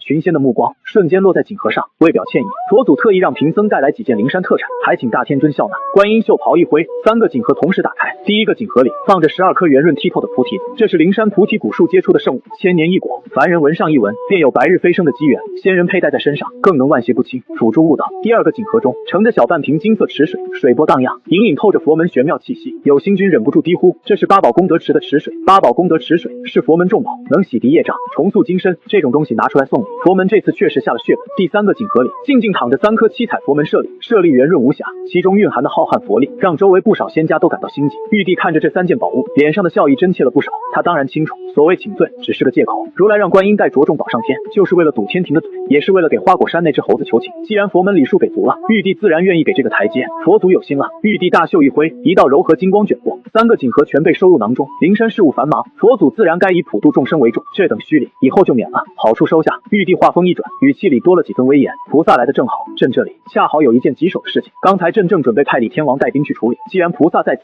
不妨也替朕拿个主意。观音双手合十，低眉垂目，大天尊请讲。贫僧洗耳恭听。玉帝收起笑容，下界东胜神州傲来国出了个叫孙悟空的妖仙，此妖烈性难驯，前些日子他不仅抢了东海龙宫的镇海之宝，还大闹幽冥地府，不仅毁了阴司生死簿，还公然敲诈勒索所十殿阎罗。玉帝说到这里，故意停顿了一下，观音面色不变，只轻诵了一声佛号。玉帝冷笑，朕本着上天有好生之德，不忍造下杀孽，于是特意派太白金星下界，想要招安于他，也算给他一个在天庭为官的机会。谁曾想这妖猴狂妄到了极点，他不仅拒绝天庭招安，还大放厥词，竟然要朕拿出几百粒九转金丹，还有满园蟠桃给他当见面礼，还说如果不给，他就赖在下界，永远不上天庭。玉帝目光落在观音身上，菩萨，你说说看，这等无法无天，公然敲诈天庭的妖孽，朕该如何处置？观音听完，心中发苦，他当然知道孙悟空敲竹杠的事，他本以为如来给足宝物，天庭就会顺势把这摊子收拾了，没想到玉帝收了礼，却直接把问题抛给了他。玉帝语气更重，菩萨，这妖猴如此狂妄，公然敲诈天庭，这要是传出去，天庭威严何存？朕正准备派10万天兵天将踏平花果山，将他捉拿上天问罪。菩萨觉得朕此举可妥当？观音很清楚，玉帝这是拿兵伐花果山来要挟佛门。礼天庭收了，但面子天庭也要保，给猴子送礼这种丢脸的事，天庭绝不会背锅。阿弥陀佛，观音轻诵佛号，大天尊息怒，这妖猴此举确实荒唐无理，大逆不道。天庭乃3界正统，威严不容亵渎，大天尊震怒也在情理之中。他先顺着玉帝的话，把孙悟空斥责了一番，随后话锋一转，只是这孙悟空乃天地孕育的狮猴，生性跳脱，又未受过教化，他久居凡间山野，沾染了些市井无赖习气，不知天庭礼数，才做出这等可笑之举。俗话说，不知者不罪，上天有好生之德，这妖猴虽然贪婪了些，但终究没有酿成不可挽回的大错。大天尊统御3界，心胸宽广，不妨再宽宥他一次，给他一个改过自新的机会。只要将他弄上天庭，多加管束教导便是。大殿里的群仙都在心里暗笑，佛门为了保这只猴子，真是煞费苦心，连这种理由都能说得如此冠冕堂皇。玉帝听完，露出若有所思的神情，刚才那番怒火本来就是做给观音看的，如今佛门把台阶铺好，他自然顺势往下走。菩萨所言确实有几分道理，上天却有好生之德，朕也不忍心看花果山生灵遭受无妄之灾。既然菩萨亲自开口替那妖猴求情，这个面子朕还是要给的。玉帝微微颔首，这妖猴既然是个没见过世面的野性子，朕便不与他一般见识。不过这招安之事，玉帝故意拉长了语调，目光先落在太白金星身上，又转回观音身上。朕可以免他的死罪，也可以不追究他敲诈之过，但他索要金丹和蟠桃当见面礼的事情，朕绝不能答应。玉帝语气变得生硬，天庭威严不容有损，朕绝不可能开这个先例，给一个下界妖仙送礼。既然菩萨也觉得这猴子可教，又愿意出面替他求情，那这件事朕就全权交给菩萨去办。有菩萨亲自出面，想必那妖猴一定能感受到佛门的无量慈悲。这就是玉帝的盘算，佛门送的礼他收了，宽恕猴子的名声他也占了，可给猴子送礼的破事他半点不想碰。谁要保孙悟空，谁就自己填这个窟窿。玉帝看向太白金星，太白金星听旨。太白金星立刻上前，老臣在，朕命你从旁协助观音菩萨，陪菩萨去一趟花果山，务必将那猴子带回天庭。太白金星心里顿时乐开了花，跟着观音去，那就好办了，反正不用自己掏腰包送礼，还能顺顺利利完成招安任务。老臣遵旨。太白金星转身对观音做了个请的手势，菩萨，您看咱们什么时候动身？早日去下界把那猴子带上来，也好早日复命。观音站在大殿中央，脸上依旧祥和，心里却暗自叫苦，玉帝这一手顺水推舟用得太狠了，摆明了就是要让佛门自己大出血，去满足孙悟空的胃口。天庭不仅不出一颗金丹，连个人情都不愿意多给，可佛门大兴在即，孙悟空绝不能出差错。玉帝已经把话说到这份上，他没有拒绝的余地。观音压下心头无奈，对着玉帝合十行礼，贫僧谨遵大天尊法旨，贫僧这便前往下界花果山，定会好好规劝那妖猴，让他随太白金星上天任职。玉帝满意点头，如此甚好，那就有劳菩萨了。朕在天庭设下仙宴，静待菩萨和太白金星的好消息。观音转身看向一旁满脸轻松的太白金星，金星，我们走吧。太白金星立刻跟上，有劳菩萨。天庭之外，祥云翻滚，太白金星手握拂尘，驾云跟在观音菩萨身后，他的心情相当畅快。刚才在凌霄宝殿上，玉帝那一手顺水推舟实在漂亮，几句话就保住了天庭的面子，还顺手把这个烫手山芋扔给了灵山。孙悟空是佛门内定的稀有取经人，现在他不服管教，还伸手要好处，那就该灵山自己去填坑。天庭反正不出一颗金丹，也不背这个黑锅。要是连观音这种佛门大能都搞不定那只泼猴，导致孙悟空死活不肯上天，耽误了西游大计，那也是灵山自己没本事，赖不到天庭头上。太白金星越想越舒坦，今天这趟差事他就是个带路的看客，只管看戏就行。菩萨，此番有劳您亲自下界走这一遭了。那下界妖猴生性泼皮，油盐不进，老朽刚才在水帘洞可是磨破了嘴皮子，都没能让他松口。如今有菩萨这等佛门大能亲自出面，想必那妖猴定能被您的无量佛法感化，乖乖随老朽上天赴任。观音偏头看了太白金星一眼，他活了无数个圆会，哪里听不出这话里的幸灾乐祸？天庭就是摆明了在一旁看戏，半点力都不打算出。阿弥陀佛，金星言重了，既然是为了3界安宁，贫僧走这一趟也是理所应当。两人各怀心思，脚程却极快，不多时便穿过重重云海，来到东胜神州。花果山的轮廓已经出现在前方，菩萨，前方就是花果山地界。观音神色平静，微微点头，两朵祥云划过半空，悬停在水帘洞上方。花果山上妖气冲天，满山猴妖正在操练兵器，声势惊人。太白金星和观音刚降下云头，就被巡山小猴发现了。快看，天上又来人了！小猴子丢下手里的长枪，转身朝水帘洞跑去。大王，大王，外面来人了！孙悟空懒洋洋的翻了个身，眼皮都没抬，来就来了，大惊小怪做什么？是谁来了？是上次那个说要请大王去天上当官的白胡子老头。小猴子手舞足蹈的比划着，那个老头又来了，而且这次他不是一个人来的，他身边还跟着另外一个人。听到这话，孙悟空立刻从石座上坐了起来，暗金色的眼眸里闪过兴奋光芒。天庭这帮家伙动作够快，这么短的时间就折返回来，肯定是有结果了，就是不知道这次带来了什么级别的好宝贝。孙悟空蹲在石座上，冲那小猴子招了招手，他还带了帮手来。孙悟空立刻来了兴趣，跟俺老孙仔细说说，那是个什么样的人，有没有什么特别的长相？小猴子拼命回想刚才在天上看到的人影，手脚并用的比划起来。那人是个女的，长得慈眉善目的，穿着一身白色宽大衣服，脚下还踩着一朵大莲花。最奇怪的是，她手里还拖着个瓶子，瓶子里居然插着一根柳树枝。我心里立刻有了答案，白衣白莲，杨枝玉净瓶，清净杨柳枝，这还能是谁？南海观世音菩萨。孙悟空在识海里问我，大哥，外面那个端着瓶子的人是观音菩萨？没错，白衣白莲，手托杨枝玉净瓶和清净杨柳枝，这绝对是南海观世音菩萨。他在佛门里地位极高，一身修为深不可测。看来咱们之前那一番勒索，天庭是不打算当这个冤大头了。玉帝这是直接把皮球踢给了佛门。孙悟空瞬间明白了，原来是换了个更有钱的主顾来挨宰。既然佛门这么看重俺老孙，那今天可得好好宰他们一顿，收敛点，绝不能由着性子胡来。这次来的是观音菩萨，那可是佛门赫赫有名的准圣大能，这种级别的存在，神通广大。从现在开始，我会将神魂彻底封闭，断绝和你的一切联系，免得被他察觉到我的存在，招来不必要的麻烦。孙悟空收起玩闹心思，大哥放心，俺老孙知道轻重，接下来